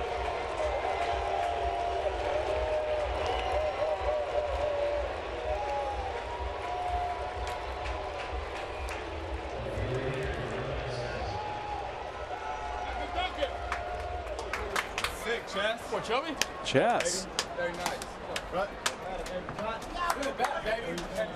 The 5th home run Syndergaard's allowed this season. Now Dyson dumps one into shallow left, and he's got a base hit. And so Dyson is 2 for 2. We'll take another look at the home run. Oh, yes. See, you can't. I don't like the changeup inside, Gary. The catcher set up in. I do not. I think you get a big hurt. You get it away. You get a hitter out in front. He didn't get him out in front here. I mean, he's on it. He wasn't fooled one bit. And great balance on that swing. So now Dyson is on. He stole a base Last time he got aboard, Duffy at the plate, and the Mets look for the bunt. Bunted into a fielder's choice the last time. And he swings at the bunt. That was an odd looking bunt. Well, he didn't want to grub worm like he did last time. So it goes as a sacrifice, even though he sort of swung the bat. Not picture perfect. You're right. That was not textbook bunting, but it got a job done. So it goes as a sacrifice, 3-4, moving Dyson to second. Now 2 out in the inning. And here's Whit Merrifield looking for his first hit in the series. He's 0 for 2 today, 0 for 6 in the 2 games.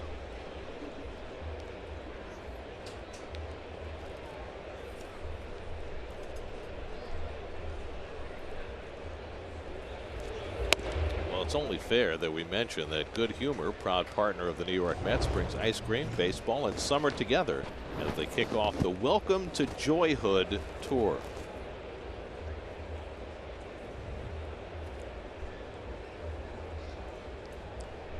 I like the equation of ice cream and joy. Very nice. All things that are delicious just seem to put that spare tire around your waist, doesn't it? Well, that's why they created the gymnasium, Keith. The workout facility. I'm very familiar with it. The treadmill.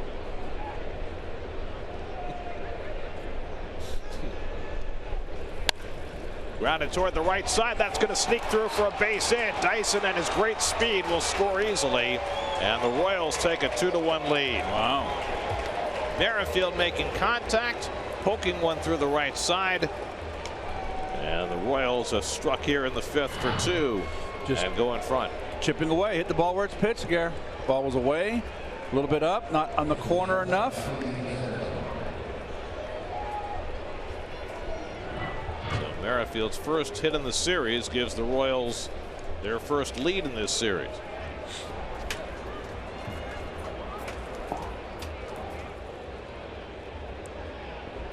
Alcides Escobar is 1 for 2.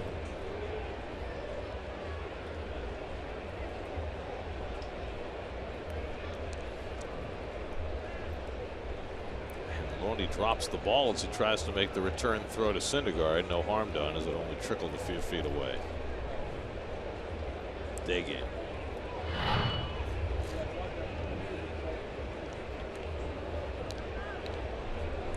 Whoops. Just a little soft grip on that ball.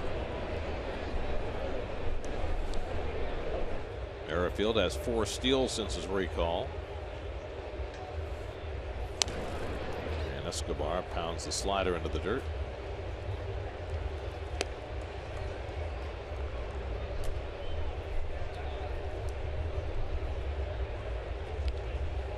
Chesler Cuthbert's home run ties the game. Dyson with a base hit. Duffy gets the bunt down, and Merrifield drives him in.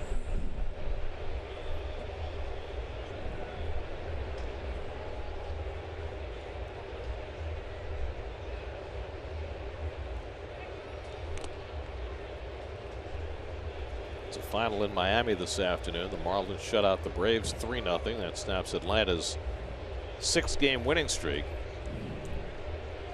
Now the Braves will head home and host the Mets tomorrow night.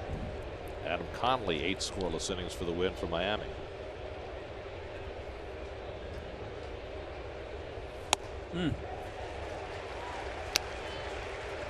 Syndergaard gets ahead on Escobar, 0-2. Braves are 9-27 at home. Ouch. That's a big improvement from where they were. They were 2-20 at one point at home this year. Escobar gets one in the air to left, and Reynolds is there waiting for it. And that retires the side, but not before the Royals grab the lead. Chesler Cuthbert opens the scoring for Kansas City. Gets on the Syndergaard changeup. And the Royals add a run and lead 2-1 in the middle of the 5th.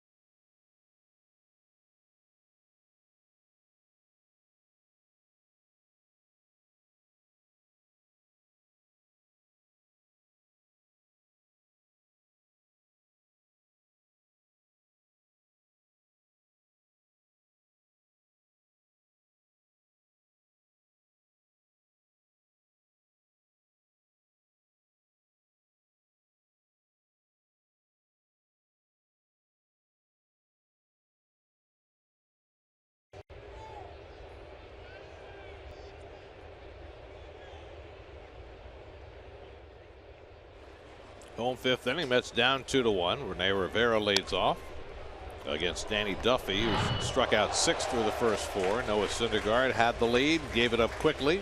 Not happy about that. I know. I like seeing that. That's just competitive juices flowing right there. He's not happy with his inning. He gave up 2 runs. He's on deck, and then Curtis Granderson behind him. And the curveball from Duffy, and for a strike 0-2.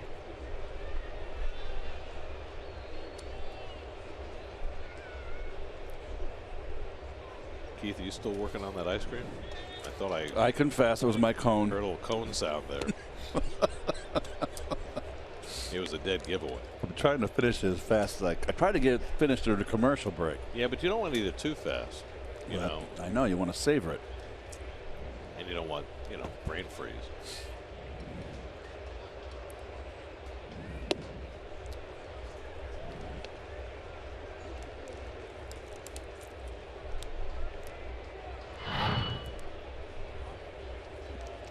Down on his knee. I guess it's.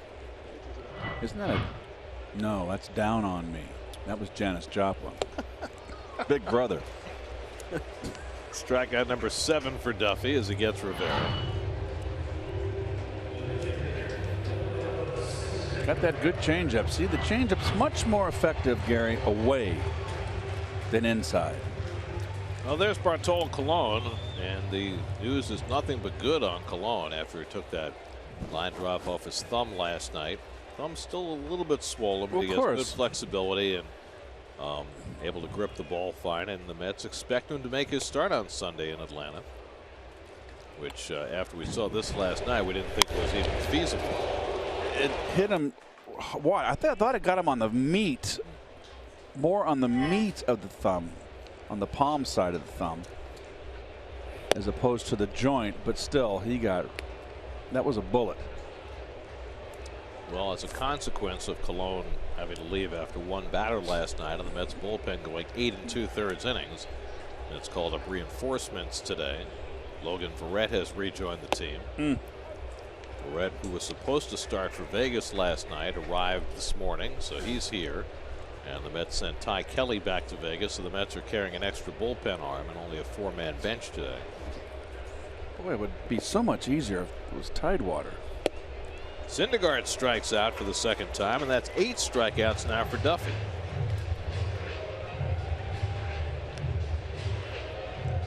So 2 out and nobody on for Granderson, who was struck out and walked today, 0 for 1.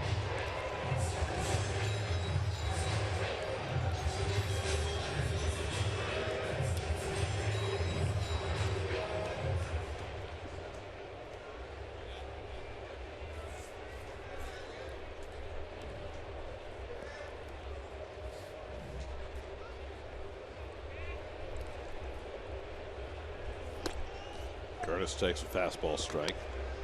There's your 4th, 5th inning recap. Danny Duffy now with the lead for the first time. Has struck out the first 2 batters here in the 5th, giving him 8 for the day. Noah Syndergaard cracked in the top of the 5th. Granderson has hit 2 of his 13 home runs against left-hand pitchers. But coming into the day, Danny Duffy had faced 333 consecutive left-hand batters in the regular season without giving up a home run. Of course, that doesn't count the one he gave up to Michael Conforto in the World Series last year, but nonetheless, quite a stretch of 5 years without allowing a regular season home run to a lefty. Now, one of those years he missed with Tommy John surgery, so nonetheless. 3-1.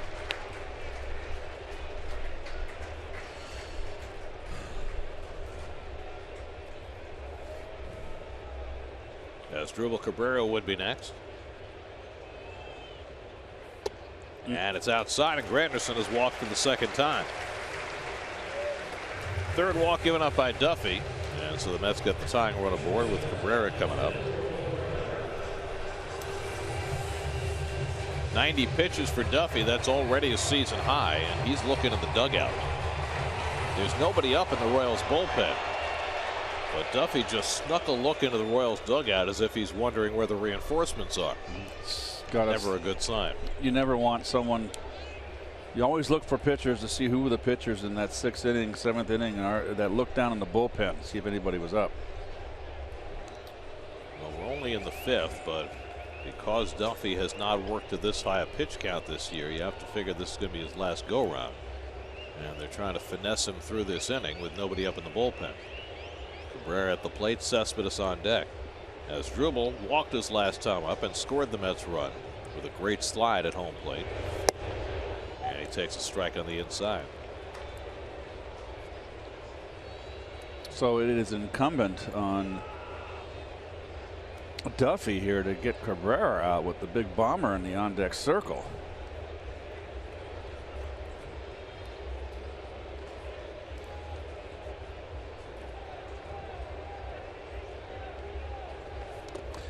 And a half swing on a pitch in the dirt, and he stopped it in time. 1-1. You said it, Gary. There is no one up in that Royal bullpen. This is your inning. I mean, if this inning blows up on him, I know there's 2 outs.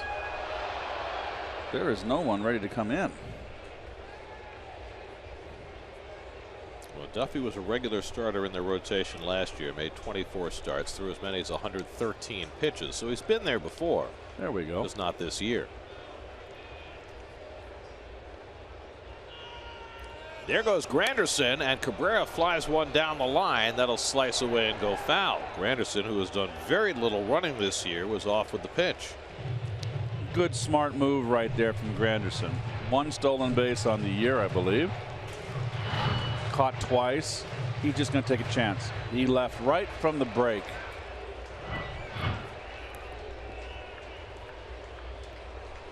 Against a pitcher who has not given up a stolen base all year.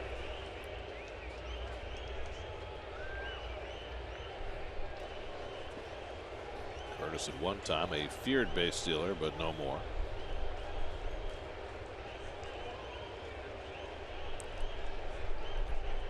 And now Duffy will check in on him.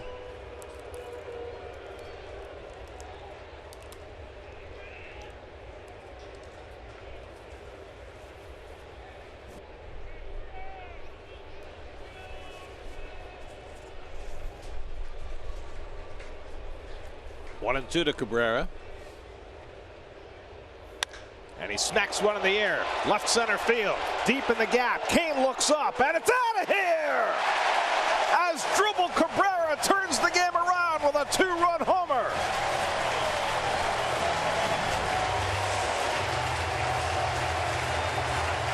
Number 8 for Cabrera, his 2nd in 2 nights, and it's 3-2 New York.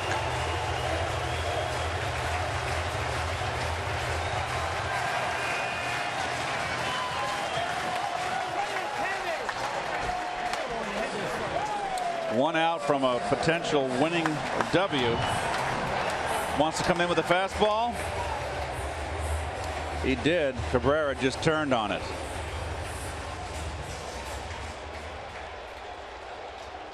Well, with Danny Duffy getting to territory he had not been in all year, Ned Yost had nobody ready behind him, and he paid for it. Oh, he's just hot under the collar.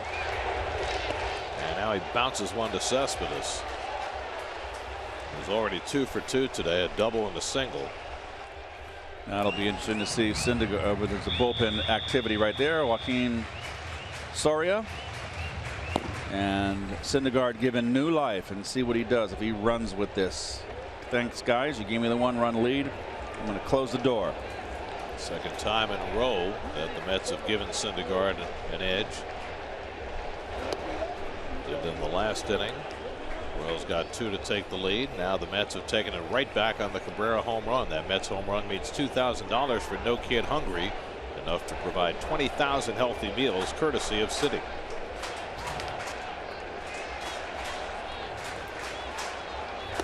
First time since 2 years ago, 2014, that Cabrera has hit home runs back-to-back days.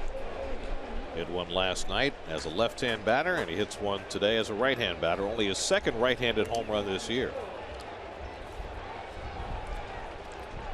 2-1 to Cespedes, and the curveball sits high, and now it's 3-1. And Duffy certainly looks like he's run out of gas. He doesn't want anything to do with Keith, once he looked in the dugout, I don't like that. That was really a bad sign. After he walked Granderson. I bit my tongue. I did not say a word. Cespedes fouls it back 3-2, and it's backing up on Duffy. He was throwing 96, 97, now 94 on that last fastball. And about to throw his 100th pitch after not throwing more than 88 in any start this year. Well, it's his 8th start. They've got plenty. He's been stretched out.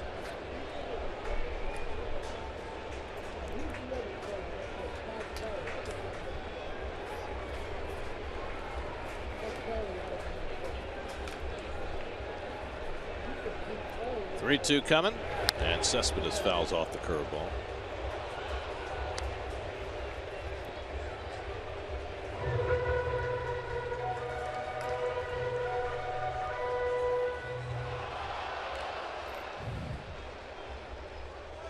Well, back into that 100 really bit him. Hey, you're my 5th starter. 2-out walk to Granderson, 2-run homer by Cabrera. And now Cespedes trying to add to it.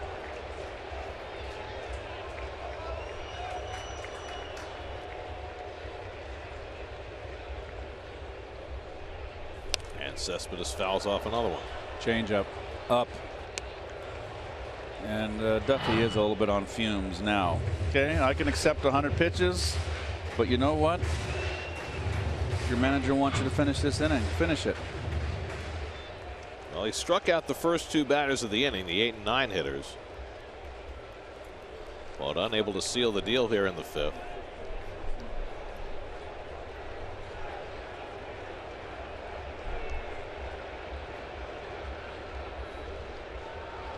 Again, the 3-2, and Cespedes fouls off the fastball. So he threw him a curveball, he fouled it off. He threw him a changeup, he fouled it off. And he throws him a fastball, and he fouls it off. Lost his bat there on the backswing. Let's see.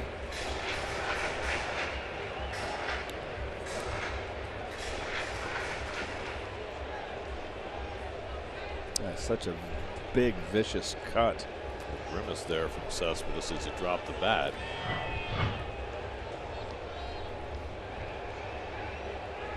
Well, the grimace is probably I should have killed that pitch. Up in the strike zone.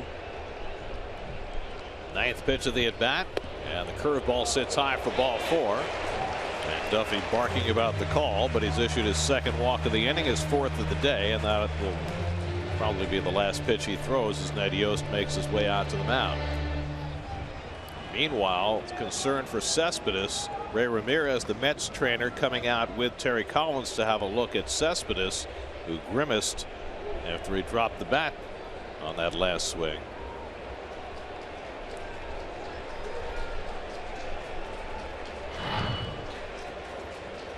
Has he had hand and wrist issues earlier in the year, Gare?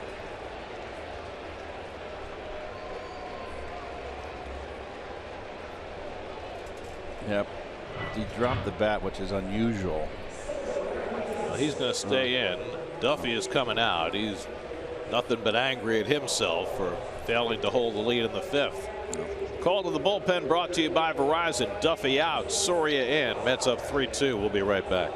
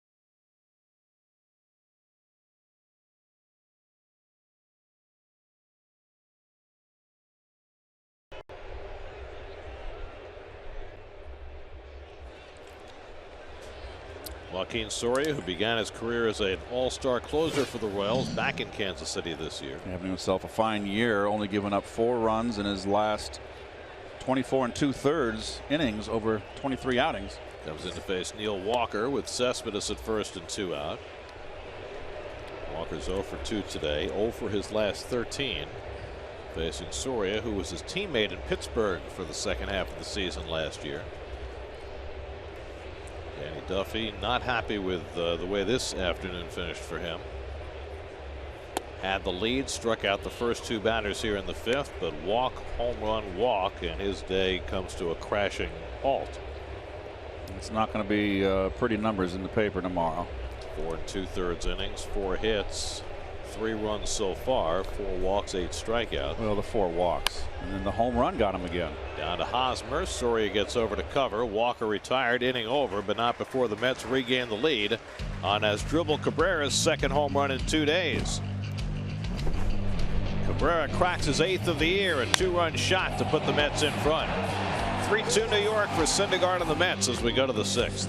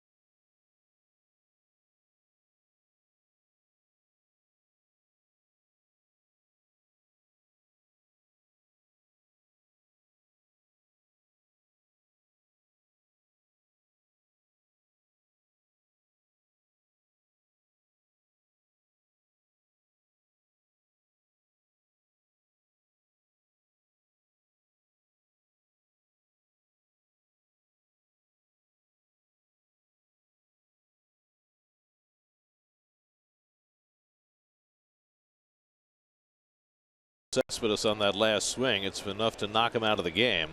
He is coming out. And we'll get a medical report as soon as we can. Good thing he was smiling as he headed down the tunnel. Alejandro De Aza will replace him in center field. And, you know, it goes without saying, if the Mets were to lose Cespedes for any period of time, it would have a devastating effect on this team. Well, they lose their big bat. 2 rockets today, a double and a single and a walk. 2 frozen ropes for base hits. Syndergaard staked to the lead for the second time, facing Eric Hosmer. Gets the changeup in for a strike, 1-1. See how Hosmer's body is, when he takes, he's falling away from the plate.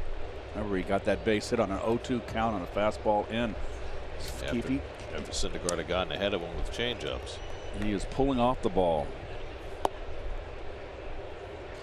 It's a long year. He had a great May and a very good May, 333, and he's having a struggling month right now, but he'll break out. He's got numbers to back it up. The ebbs and flows of a season.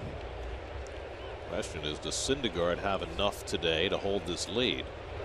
Certainly not at his most dynamic today. He's given up the lead once and now staked to it for the second time.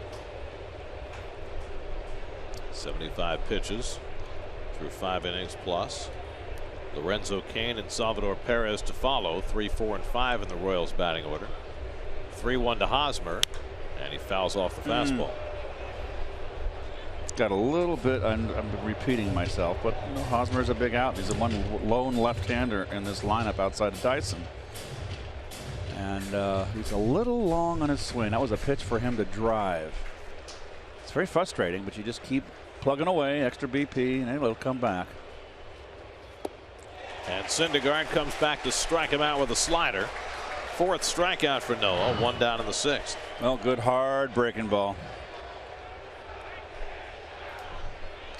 Pulling off again. When you pull off 2 out in front, whenever you slump, got a big leg kick there. It's a much better term than what I used a long time ago.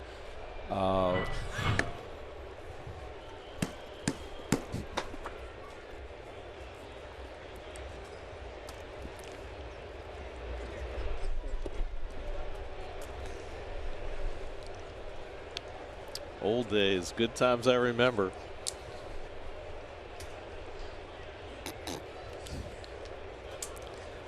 Lorenzo Cain is 0 for 2.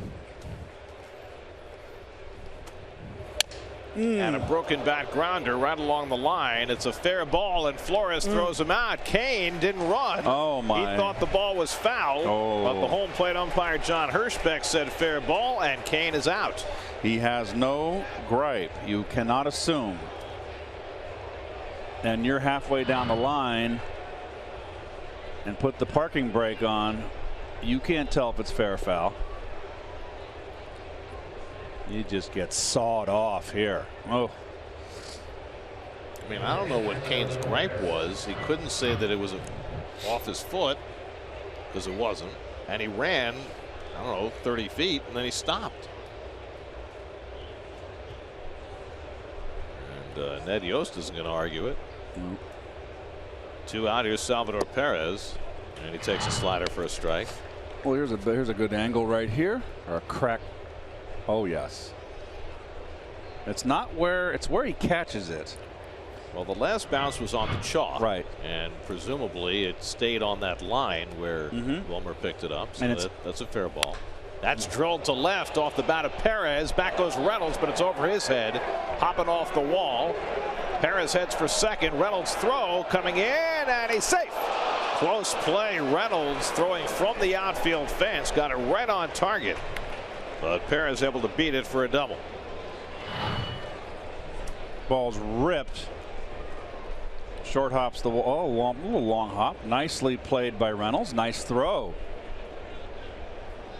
Just beat it. And that's nicely handled for a guy playing his first ever game in the outfield. That's 2 off the wall he's played now that he's recognized he can't get to it. Perez not fleet of foot. Oh, very close. Very close, but just got in. Ooh, maybe. Well, Mets are not considering challenging it. That's awfully close. You can't do that. Nope.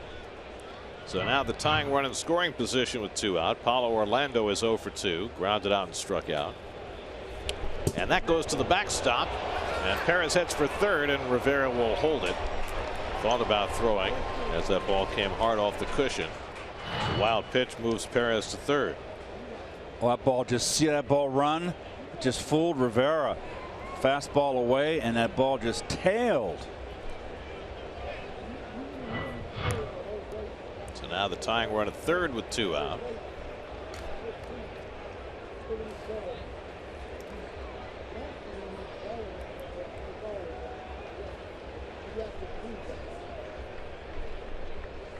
One and 0.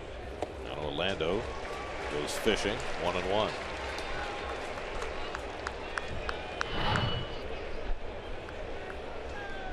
Hot bat right here for the Royals. 13 hits in his last 26 at bats.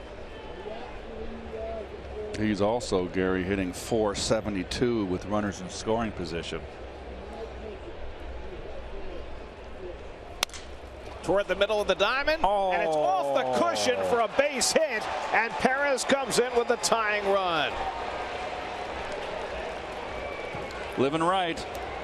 Paulo Orlando drives on the run, and the Royals get even again. It's 3-3. Well, I don't have to add much to this. This is just good fortune for the Royals, and Orlando. Clearly Walker had it on the backhand and probably would have thrown him out. Broken bat too off the end of the bat. Well, it would have been an interesting play because, you know, Orlando runs pretty well. But once it hit the second base bag, that was the end of that. Now Chesler Cuthbert, who opened the scoring for the Royals with a home run his last time up, and that one gets by Rivera. What's going on? And Orlando down to second. That's got to be a pass. Oh, maybe there's I think they were crossed up. That's going to be a pass ball. Let's see. They call it a wild pitch. That ball just moved. That can't be a wild pitch, can it? No, I agree with you. That's one that Rivera looked like he should have had. I'm not so sure they got crossed up. It's interesting. The first one, it tailed and ran away from the right-hand hitter. This one ran in. Yeah, unless he was looking for a four-seamer and he got a two-seamer. Look at this one run in. Now, granted, now you got a guy throwing 95 plus. That's the wild pitch? Yes. Okay. So now the go-ahead run in scoring position with 2 out. So 2 innings in a row, the Mets have given Syndergaard the lead. And twice now he's been unable to hold it. And Antonio Bastardo was up in the bullpen.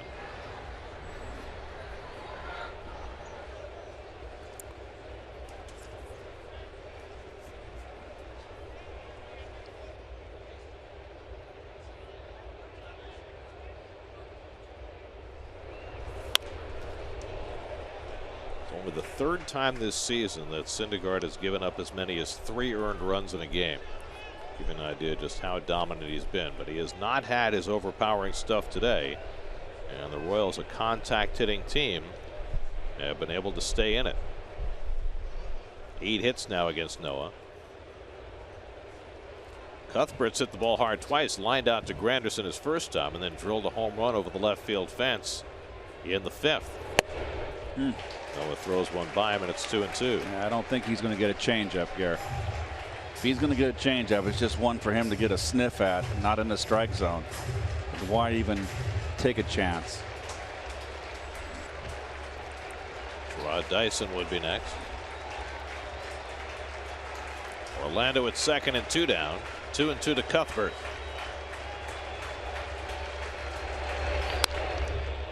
Reaches for the fastball and fouls it off. Other than 1 or 2 at 99 and 100 earlier in the game, 98 is about where Syndergaard is topped out today. A little bit below his norm as the hardest throwing starter in the game. Chen-Ming Wang now up in the Royals bullpen. The blast from the past. 2-2 coming. Low and away. Full count.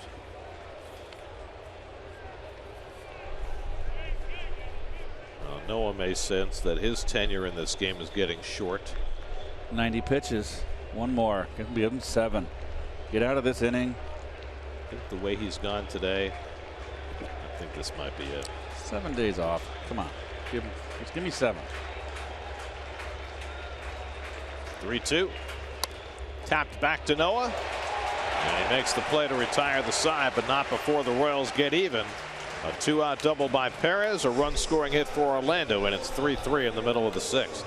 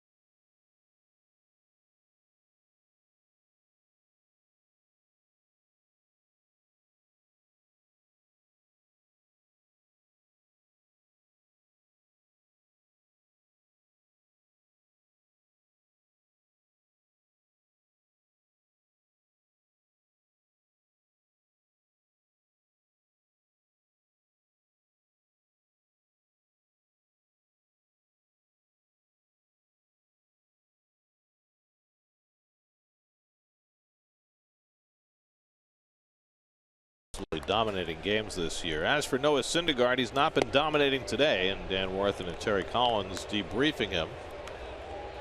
Didn't see if he got the handshakes, which would denote his exit from the game, but the Mets are keeping the bullpen busy, so it's a pretty good bet, you would think. Joaquin Soria came in to get the final out in the 5th. He stays on for the bottom of the 6th, with this game now tied at 3. Wilmer Flores has flied out and struck out, and he takes the curveball in the dirt, 1-1. Here's your Dodge Mets box score as Drupal Cabrera has had a big series. Hit a home run last night, a 2-run homer today. James Loney had a 2-out RBI single for the other Met run. Cespedes went 2 for 2, but forced to leave the game because of injury, and we'll try and figure out why as soon as they let us know. 1-2 to Flores, but Cespedes appeared to hurt himself on a swing and then came out of the game. Loney on deck, then Reynolds for the Mets in the home 6th. And Flores takes a swing at a ball in the dirt. Perez throws to first to complete the putout, and Soria has his first strikeout. It's 9 strikeouts for Royals pitching today. And now Loney, who had a very impressive at bat in the 4th inning, down in the count against the left-hander. He stroked one to left to drive in Cabrera with the first Met run. Jerry Blevins, who pitched effectively last night, is up in the Mets bullpen.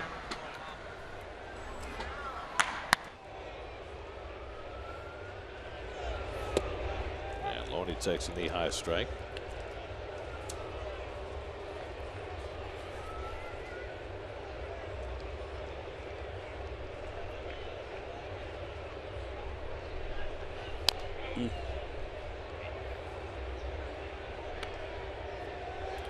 Now, we've been waiting for this, the answer to our Verizon trivia question. 2 players who had 75 steals as a Met and a Royal. We know Carlos Beltran is one. We have no idea who the other one is. Oh. Did Vince play that long in Kansas City? Wow. Yes, he did. Wow. He had 76 stolen bases as a Royal.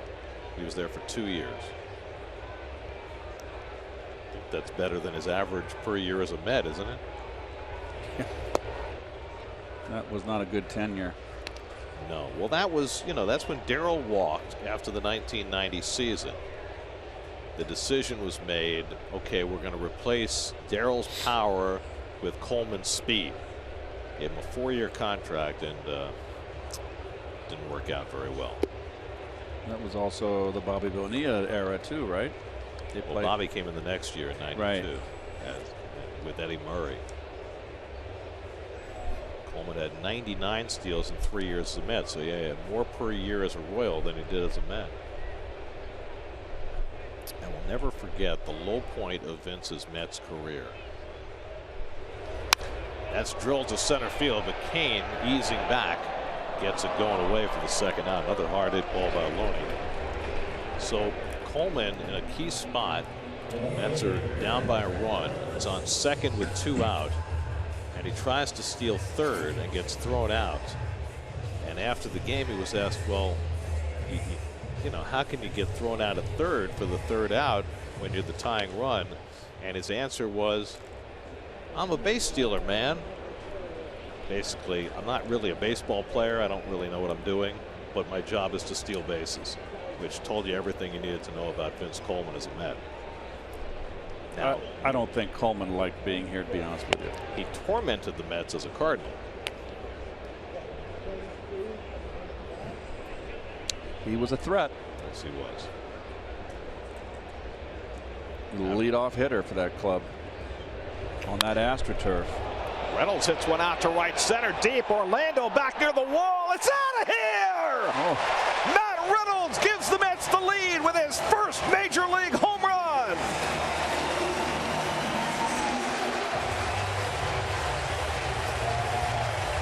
Reynolds in the lineup against the left-hander, gets the home run against the right-hander. His first in the big leagues, and the Mets lead it 4-3. How about that? What a nice job Reynolds has done. I told you I like this guy. And they shoehorned him into the lineup today in a spot he had never played before, and it pays dividends. The ball was down the middle, goes the other way, got a little carry, more than enough. Ripped. And an easy souvenir to retrieve. It's in the Mets bullpen. And this has been a seesaw game, and once again the Mets relying on the home run.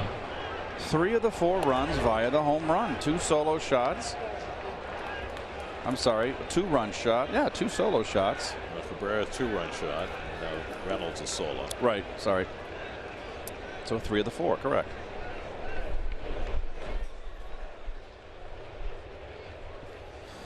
And all the Met runs today have come with 2 out. Loney's RBI single in the 4th. Cabrera's 2-run homer in the 5th. Reynolds' home run here in the 6th. All coming after 2 were out. Kelly Johnson's out on deck, so it looks like Syndergaard's day is done if Rivera keeps the inning going. And Rene takes a strike, 3-1. Well, Matt Reynolds hitting his first big league home run in his 29th major league at bat.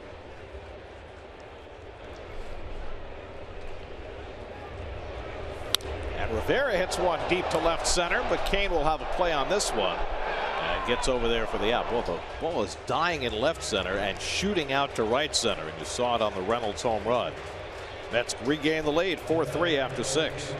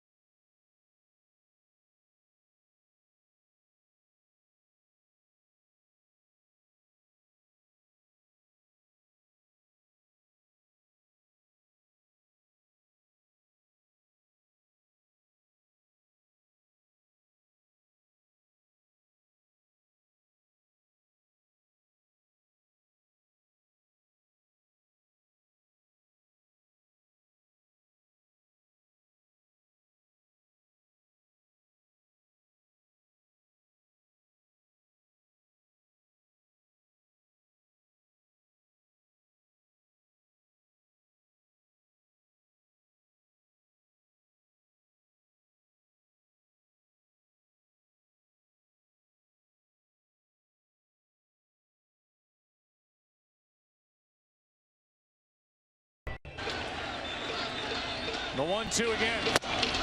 Inside corner. The Royals, 2015 World Champions.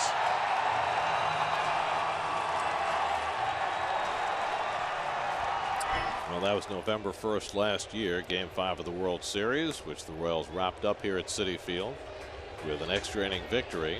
Mets hoping to get some small measure of revenge.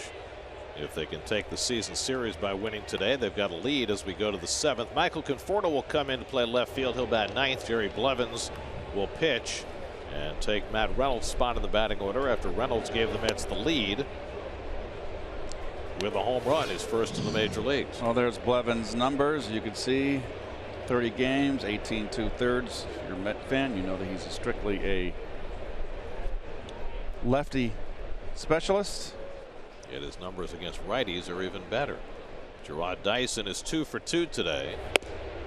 And after bluffing a bunt on the first pitch, he takes up an in. Brett Eibner is out on deck to pinch hit for Kansas City. And then Whit Merrifield in the 7th.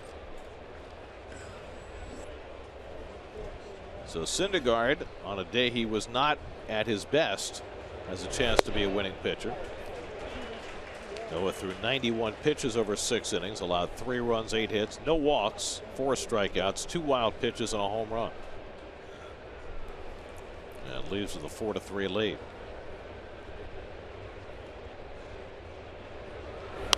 And Dyson pops one foul.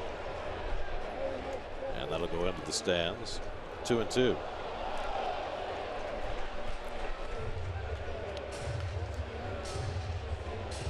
Jerry Blevins had an inning of the Mets bullpen festival last night.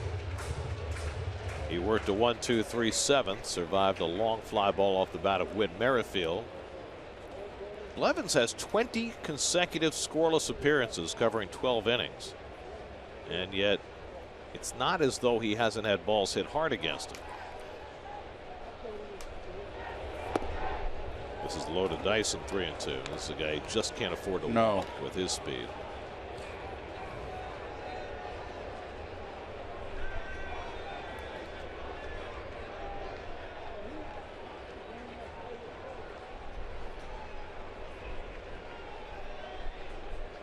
Three-two coming. Grounded toward the hole. Walker with a sprawling grab. Nice. And off the bag, he's out. Oh, whoa. Loney is ruled to have been on the bag. Vic Carapazza makes the call. The Royals have already used their challenge, so they cannot challenge the call. They can ask for a crew chief review. They cannot challenge. Was he on? That's not going to be overturned. It's close enough. Nice On. play. He's on. Gosh darn right. Excuse me. And a tremendous play by Walker just to get to that ball and get rid of it quickly enough to get the speedy Dyson. And you bet. he was absolutely on the bag. So a very important play for the first out. That keeps the speedy Dyson off the bases. Now Brett Eibner, who started last night in left field and went 1 for 4, drove in a run, and takes a curveball strike. Eibner, the youngster out of the University of Kansas, who played for a year with the Mets' Matt Reynolds, at Arkansas, played a year with the Mets' Matt Reynolds, who just gave the Mets the lead with a home run.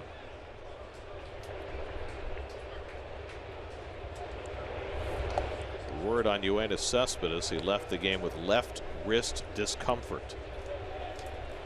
Okay. And hopefully that's a short-term deal. So left wrist discomfort for Cespedes, which is what led to that grimace after the last swing he took, forcing him out of the game.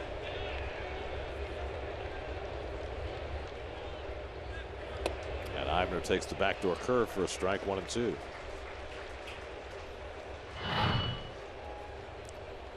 Backdoor. Painting the corners. Stop by your local Sherwin-Williams store for all of your painting needs. Very clever.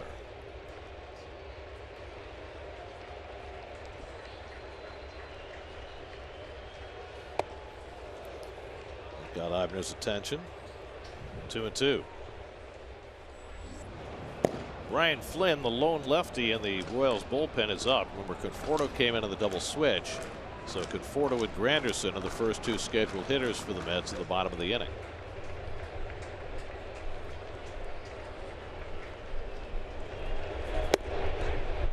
And for the second straight hitter, Blevins runs a full count.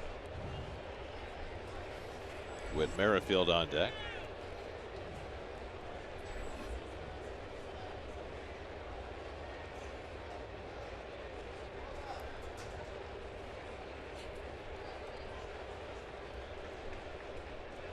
Three-two to Eibner, and he lines one to right. Granderson coming on. 2 out.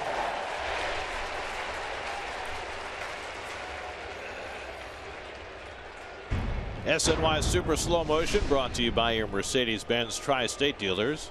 Mercedes-Benz, the best or nothing.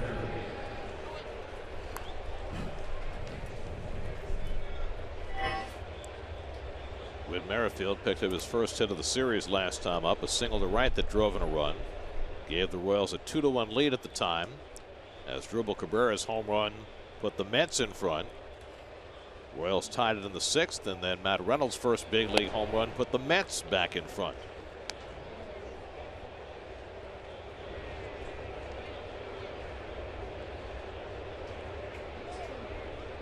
In fact, there's been at least 1 run scored in each of the last 5 half innings.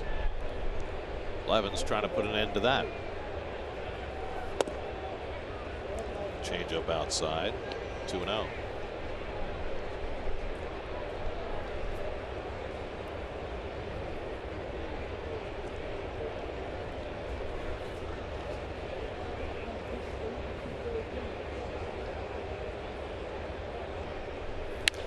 Hit sharply, but Ryder Cabrera comes up for him. And he throws out Merrifield, and Blevins has himself another scoreless inning. 21 straight scoreless outings.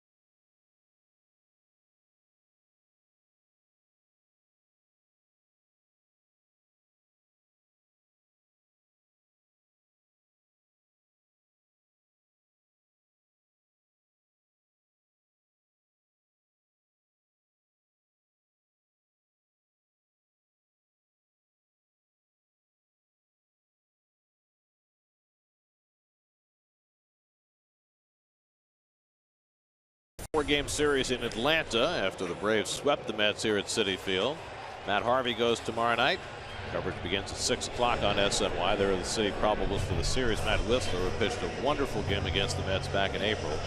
Aaron Blair against Steven Matz Friday. Julio Teheran, who pitched a gem this past Sunday, goes Saturday against Jacob deGrom. And then Bartolo Colon slotted despite the thumb injury against Bud Norris Sunday. Brian Flynn, the former Miami Marlin, will pitch in the 7th inning. And as Gary said, the sole left-hander, and you can see he gets the lefties out so far this season.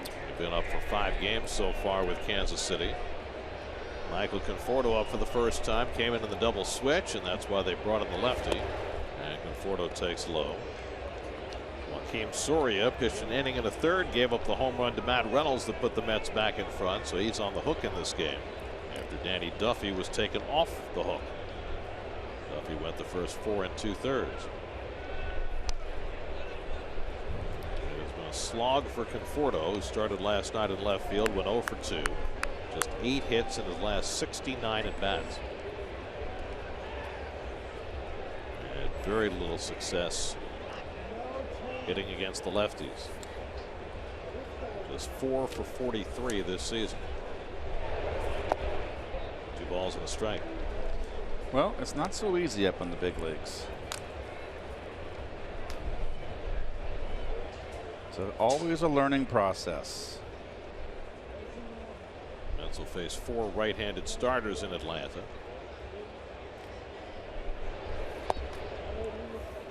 2-2 to Conforto.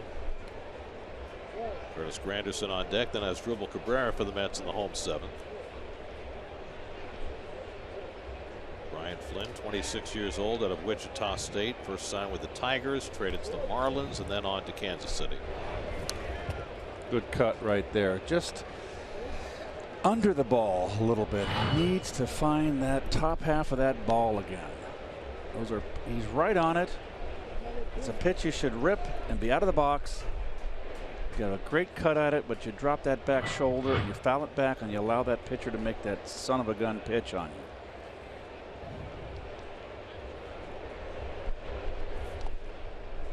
Plays off the pitch in the dirt, and it's 3-2.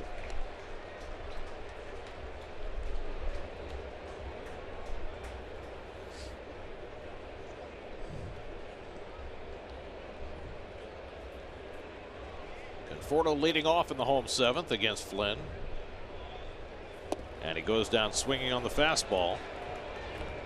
And hitters have struck out 10 times this afternoon. That's the first out in the seventh. Little sinker.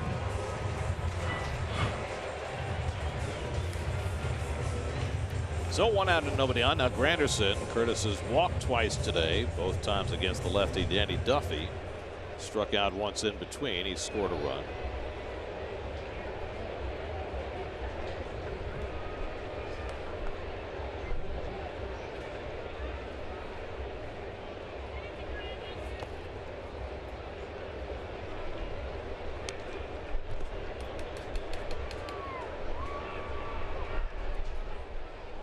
If the schedule holds and there's no World Series meeting, Mets won't see the Royals again for 3 years after today. The way they rotate the interleague schedule. Yeah, the Mets will be in that American League West next year, which makes for horrid travel. Yeah, 2 years ago, the last time they did that, they made 5 trips to the West Coast. It's just got to stop. Well, if you're going to have interleague play and you're going to send the Mets out west, you need to have more concentrated trips, not keep going. Yes, like forth. How about 10 days on the West Coast? That's the way it used to be. You know, come on. 1-2 coming, fouled off. And, you know, these are the issues that you hope the players push for in their collective bargaining, which is coming up. Well, it's ongoing right now. These scheduling issues that have made the game so much more difficult. You know, and again, I said this the other day, fans really don't want to hear it. They don't want to hear about the rigors of Major League travel, because, you know, players travel first class and stay in great hotels and fly charter flights. But the schedule as it exists right now was drawn up during an era where amphetamines were available, and made a huge difference in the ability of players to play day games after night games, play after West Coast. Oh, great stop by Merrifield, and he throws out Granderson for the second out. And Whit Merrifield's made a couple of sparkling plays in this game. This is a big league play right there.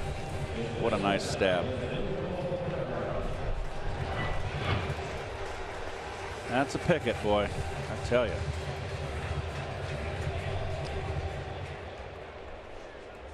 So 2 out and nobody on. Now Cabrera, who had a 2-run homer back in the 5th.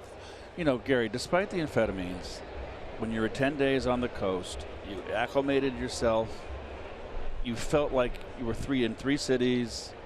You had an off day flying out, not all the time, and most of the time coming back, which is essential for an East Coast team. And really, the only tough day coming back is the first game that you play. There's Addison Reed. Did a clean inning of work last night.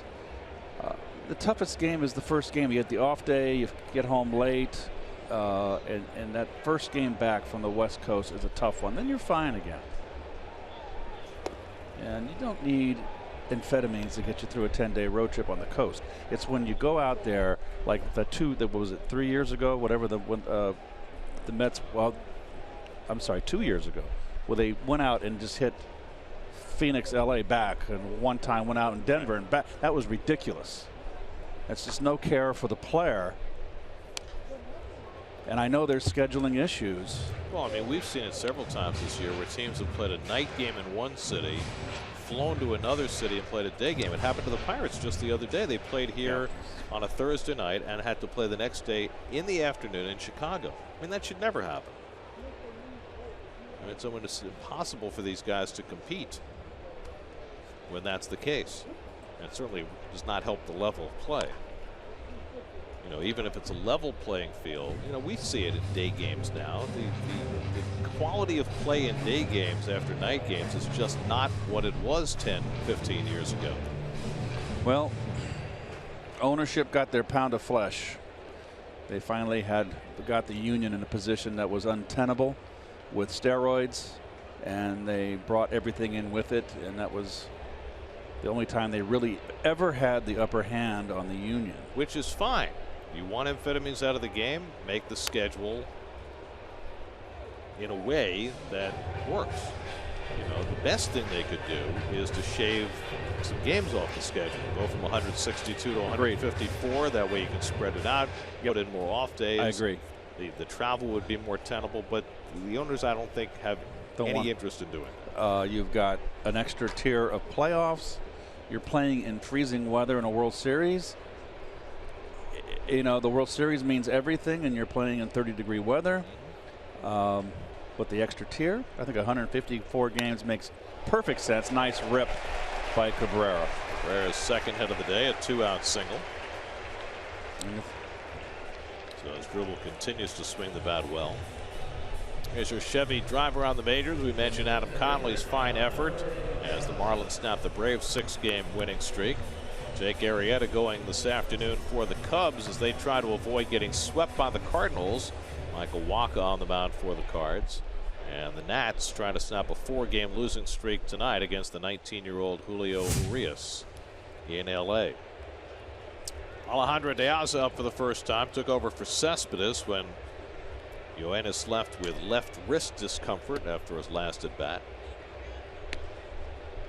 And I would assume that sometime in the next 24 hours that Cespedes will get examined and checked, and we'll have a little better understanding of just how serious that wrist discomfort is. Well, without being a bore, and I always say this, is just when you have an injury like that, you've got to have ice on it the first 24 hours. And that'll really go a long way to getting you back in the lineup. Nobody thinks you're boring, Dr. Hernandez. I'm in school. I went to Ron Hunt University. That's where I got my doctorate.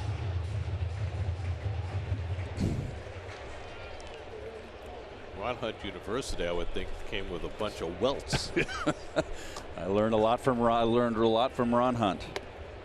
Strike 3 called, so De Aza called out on strikes, and that gets Brian Flynn through the 7th inning. To the 8th, 4-3 New York.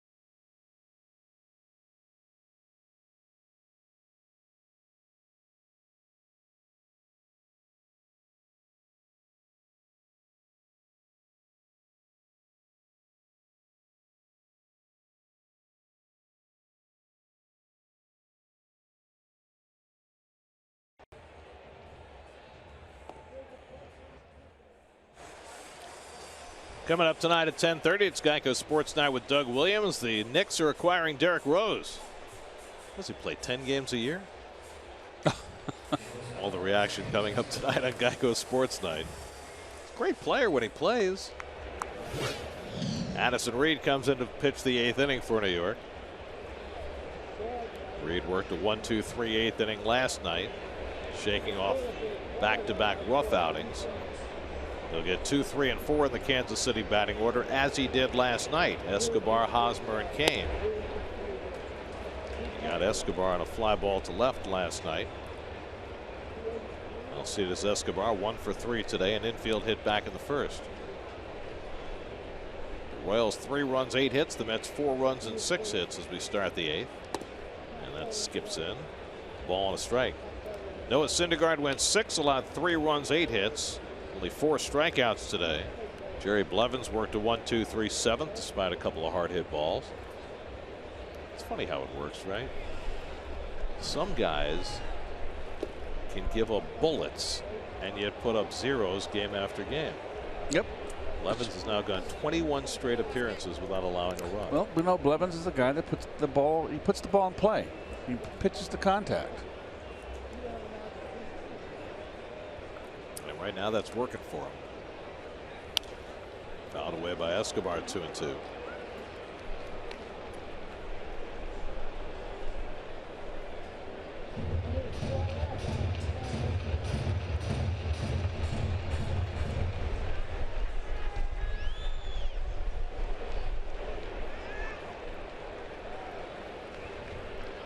Two coming. Foul back. Swing by Escobar. Well, the Mets were able to survive late last night with a 1-run lead, which was contrary to their experience last year in the World Series. Kelvin Herrera up in the Kansas City bullpen. Mets had the lead late in every game in that World Series, but lost 4 out of 5.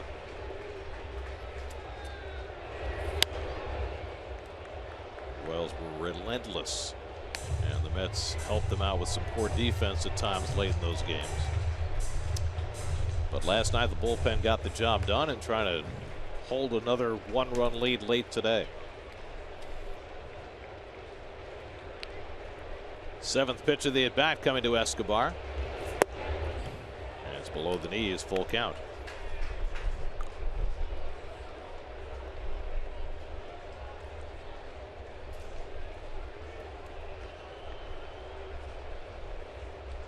Eric Hosmer waiting on deck. 3-2 from Reed. And the breaking ball popped up. Flores back near the tarp. He loves that area, but it's out of play. He made a terrific catch the other night. He really did. Got sandwiched in between that the tarp and the wall. Right by the SPDRs. He got right between Gulf and Spiders, and there's only a little bit of space there. Hit on the ground. Cabrera diving backhand, up and throwing, not in time. Escobar with his 2nd infield hit of the day. And the Royals have the tying run aboard. I'll tell you, the Royals are a pesky lot. They make contact, they put the ball in play, they have speed, and now you got a guy on base that you're going to have do something here to keep him close. The Mets are not good at this. Cannot allow a stolen base here.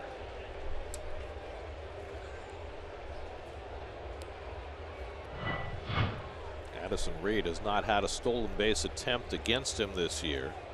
And you got the strong-armed Rivera behind the plate. Eric Hosmer at the plate. He's 1 for 3, singled back in the 4th. Very short lead by Escobar as Hosmer takes a strike. We saw this back in the first inning when Escobar got on base. He ran once against Syndergaard on a ball that was fouled off, but did not get much of a lead. And Reed quickly ahead on Hosmer, 0-2. The Mets are very fortunate that Hosmer is in a slump. Hosmer has seen plenty of Reed, who used to pitch in the AL Central for the White Sox. He's 0 for 7 against him. Double play ball if they hurry. The backhand flip, and they get the force. Beautifully done by Cabrera. That ball had a lot of giddy up on it as it bounced past the second base bag, and Cabrera made a tremendous play to get the force. This is better than the other play, Gary. That is just fabulous. Now, this is not fancy because you've got the fleet-footed Escobar. He had no chance to come and pivot and throw. That is just a terrific reactionary play. Fantastic. Kudos. Bravo. Well, he has had himself quite a day and quite a season, both with the bat and with the glove. Now Hosmer at first with one out. Here's Lorenzo Cain, 0 for 3 today, and he takes a knee-high strike. He didn't think so. I would like to I'd like to have a conversation with some of the scouts who said Asdrubal Cabrera could no longer play shortstop. I mean, I know that the defensive ratings, the defensive runs saved, the UZRs, they don't necessarily favor him. But you watch this guy play every day, he's terrific. He's fab. He's been solid. You know, he's not Ozzie Smith in his prime, but his hands are great. His arm is great. His creativity is great. I'm sorry, there's only one Ozzie Smith. That's an unfair comparison. But you know what I mean. Yes. He may not have the greatest range in the world, but he makes every play. He's solid. And he's not fancy. And he is a workman's shortstop. Blue collar. We like him. 1-2 to Cain. On the outside corner, he got him. Got the call. There were a couple of pitches in that at bat that Cain disagreed with, and he gives John Hirschbeck a little piece of his mind before he slumps off. Thought that missed. He got the call. Thought it was a little off the plate. Yep, look at the bring the catcher, bring the glove back. So, you know, we talked about it last night, Keith. Sometimes those umpires have to guess a little on the outside corner because they're set up on the inside. That's the good 3 inches off the plate. This is a critical part of the game. It's the 8th inning. That's when you get angry as a hitter. There's Salvador Perez, who doubled and scored in the 6th inning. Well, Addison Reed certainly painted that corner. Stop by your local Sherwin-Williams store for all of your painting needs. Wow.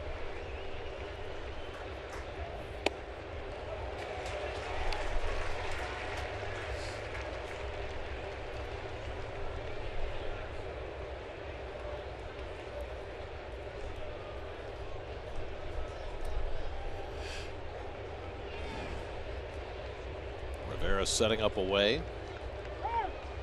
Time asked for. So 2 very competitive games, Gare. 1-run games. Well played, well pitched.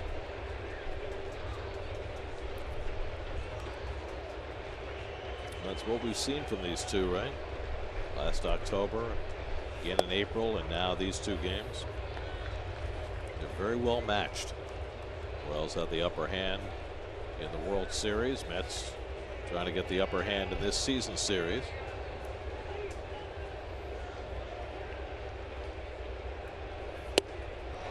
Fastball by Reed, and it's 2-2 to Perez. It's funny, the Mets play at home against a team with the worst record in baseball. Get swept, play poorly on Saturday night, and come up here and rise to the occasion against this squad. 2-2. Now back. Well, it's like your old buddy Joaquin Andujar said, you can sum up baseball in one word. You never know. You never know.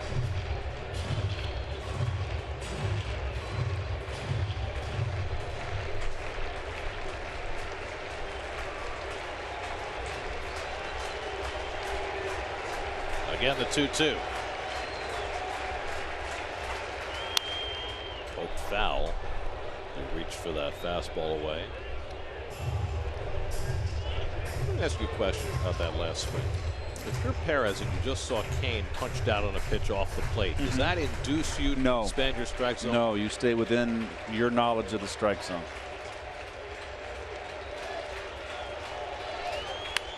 In the air, center field, and Diaz was right there waiting for it.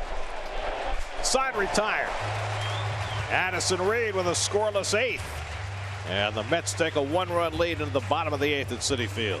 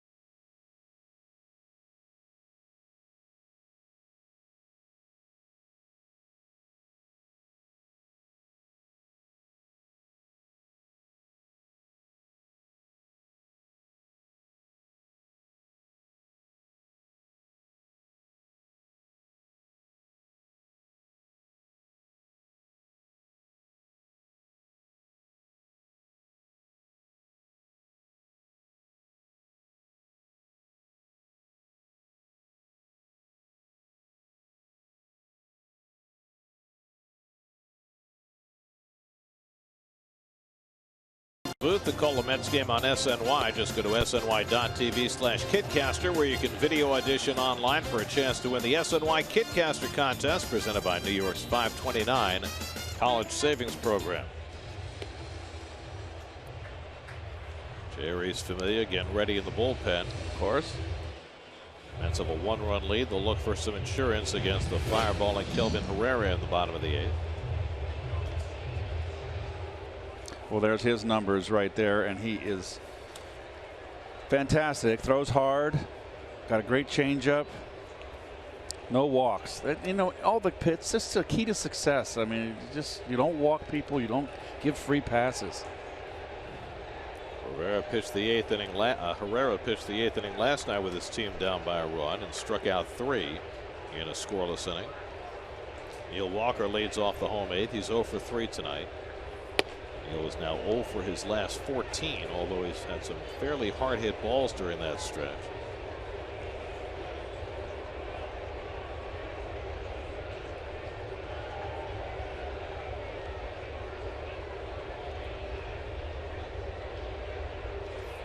Herrera, who was an all-star last year as a setup man. This is his 5th full season with the Royals, and he has been tremendous as part of one of the best bullpens in baseball. Wilmer Flores on deck, and then James Loney. A different look for the Royals this year without Greg Holland, but Wade Davis has done a wonderful job. And Herrera overpowers Walker 1-1. Check the count. It's 2-1 to Walker.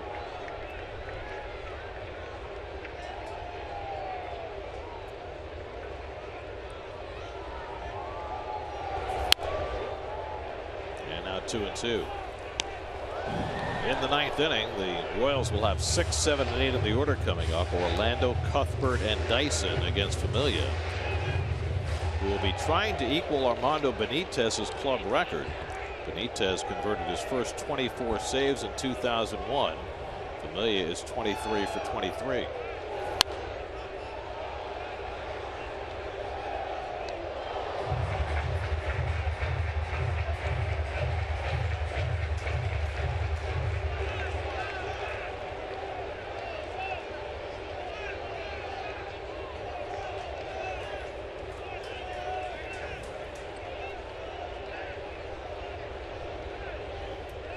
Two coming to Walker, and it's too high, full count.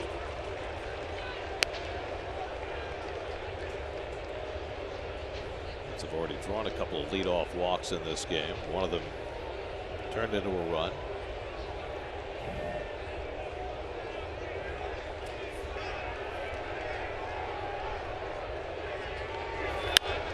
Walker reaches for the changeup and pops it up into shallow left. Dyson coming on and gets there for the first down. So 1 out. SNY's Super Slow Motion brought to you by your Mercedes-Benz Tri-State dealers. Mercedes-Benz, the best or nothing. Now Wilmer Flores. Wilmer's 0 for 3 today. Struck out his last 2 at bats. Now hitless in his last 10.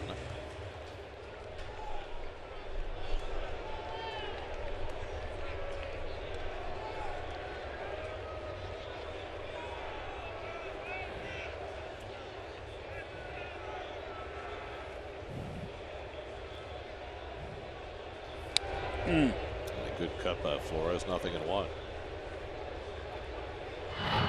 Wilmer likes the ball down, not up there. Just got that. Doesn't get on top of the ball.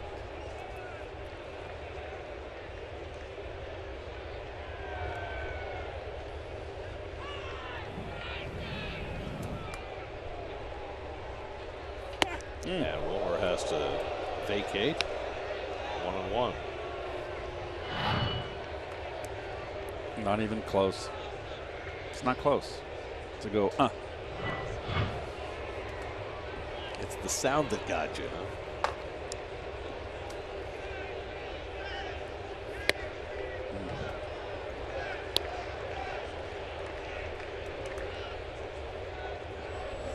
James Loney, who had a big hit for the Mets back in the 4th inning, is on deck.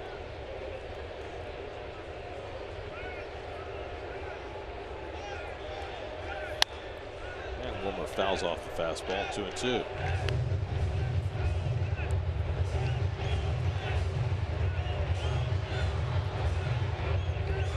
Billy Johnson with a bat in his hand. The pitcher spot 2 batters away.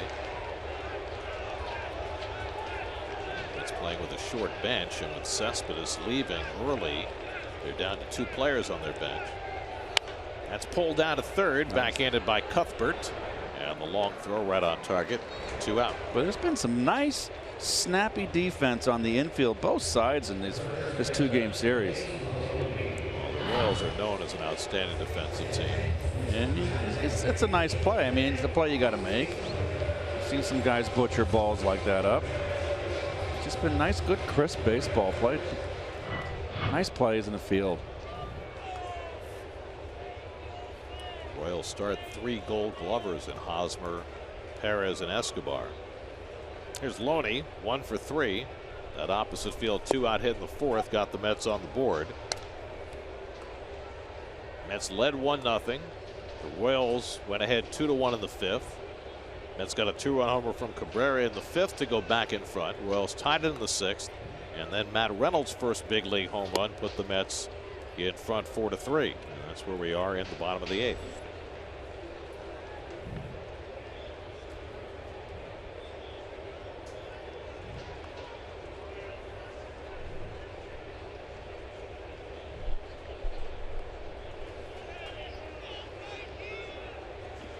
One coming.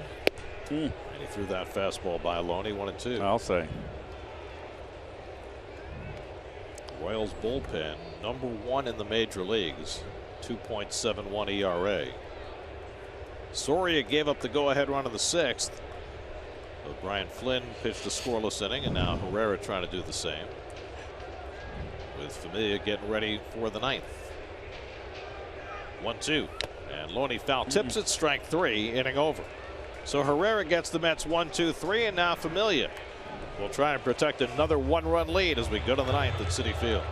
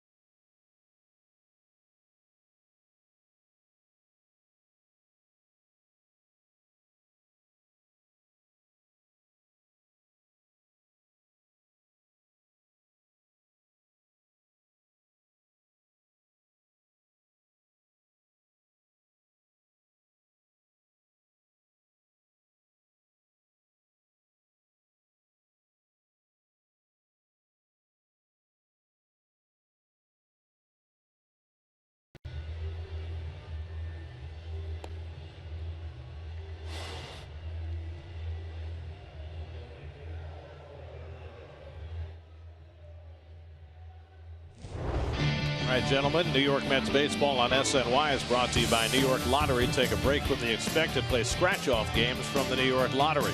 By Bob's Discount Furniture. Shop in store or online at mybobs.com. By Geico, over 75 years of savings and service. By StubHub, looking for great seats, head to StubHub, the official ticket marketplace of the New York Mets. And by Empire City Casino, Manhattan's closest casino. Game on. Jerry's Familia on for the ninth. Paulo Orlando leads off and takes the sinker low. Gunning for his 24th save. How many consecutive, Gare? Well, dating back to last year, he's going for 40 in a row. That's what I thought. I didn't want to put misinformation out there, disinformation. The single season record from the start of a year is 24. Armando Benitez in 2001. He can tie that today. Orlando 1 for 3, drove in a run with a base hit his last time. That tied the game at 3. And he takes a strike. Mets bullpen has been solid. Jerry Blevins a 1-2-3 seventh. Addison Reed worked around an infield single in the 8th. And now Familia, who gave up 1 hit in his save last night. Had an excellent breaking ball last night. Tremendous command of it too. Big sharp down breaking slider, hard. Best one I've seen all year from him, with consistency in an outing.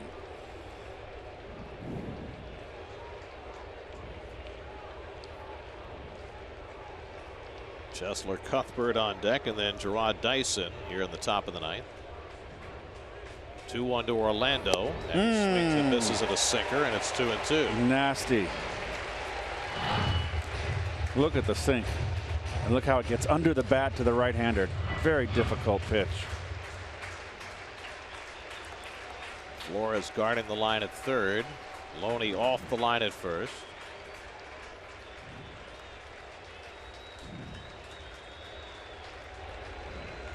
Two coming. Struck him out. 98 on that sinker from Familia for the first out of the 9th. Boy, this is, look at the sink. Good luck trying to hit that. So 1 out and nobody on. Now Chesler Cuthbert, who homered back in the 5th inning for the first Kansas City run, his 5th of the year.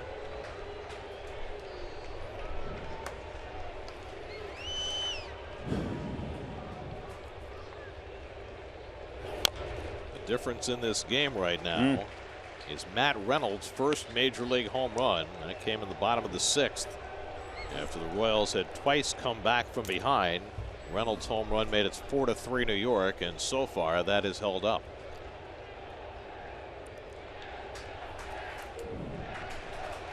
And Cuthbert takes below the knees. A ball and a strike. Royals have 3 runs and 9 hits. The Mets 4 runs and 6 hits.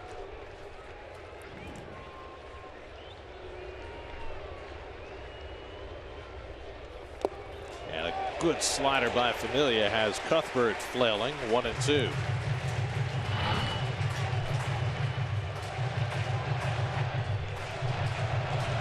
Both these teams have been good in 1-run games this year. The Royals 12-7. The Mets 14-9. Both teams armed with very potent bullpens.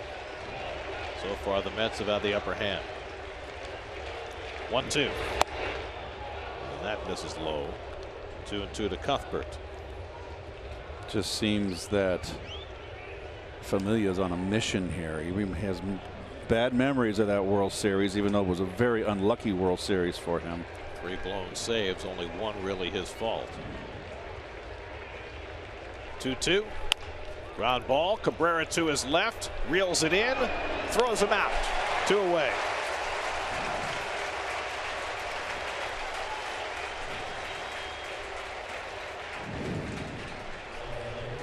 And now the Royals are down to their final out with Gerard Dyson coming up. Kendrys Morales trudges into the on-deck circle. Big power hitting DH who's had to sit these 2 games. So the goal for Dyson is to get aboard for Morales, and if you're the Mets, you have to be very wary of the bunt here. Dyson already has 2 infield hits today, and the Mets pinch the corners in. And guarding the line, Gary. Dyson takes the slider down for ball 1.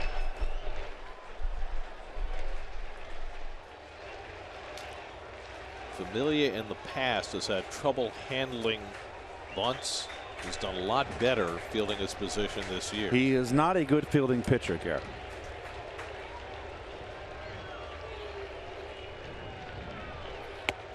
And Dyson takes a fastball for a strike, 1-1. He needs to stay on top of that sinker. That one kind of flattened out and up in the strike zone.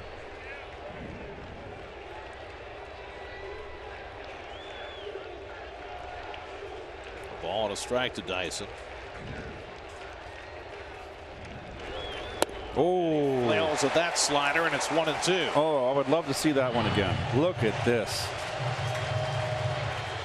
The percentages are not with you.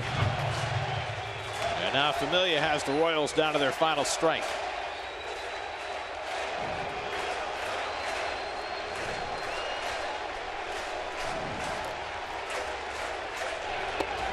Slider misses. 2-2.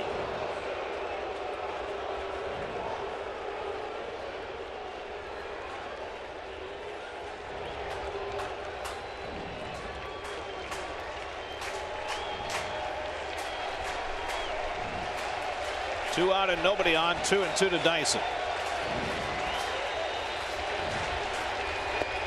Taken low, full count. Do not want Morales to come up. The power hitting DH.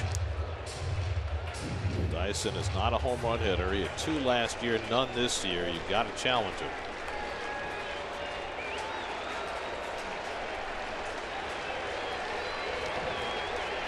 Three-two coming.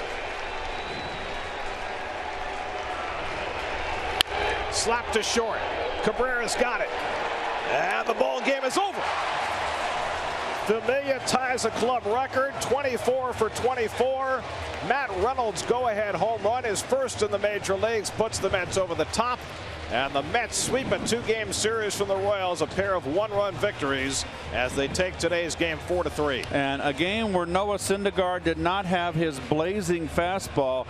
He went 6 innings, gave up 8 hits, 3 runs, 4 strikeouts, a home run. He gets the win, Gare. He goes 8-2 on the year.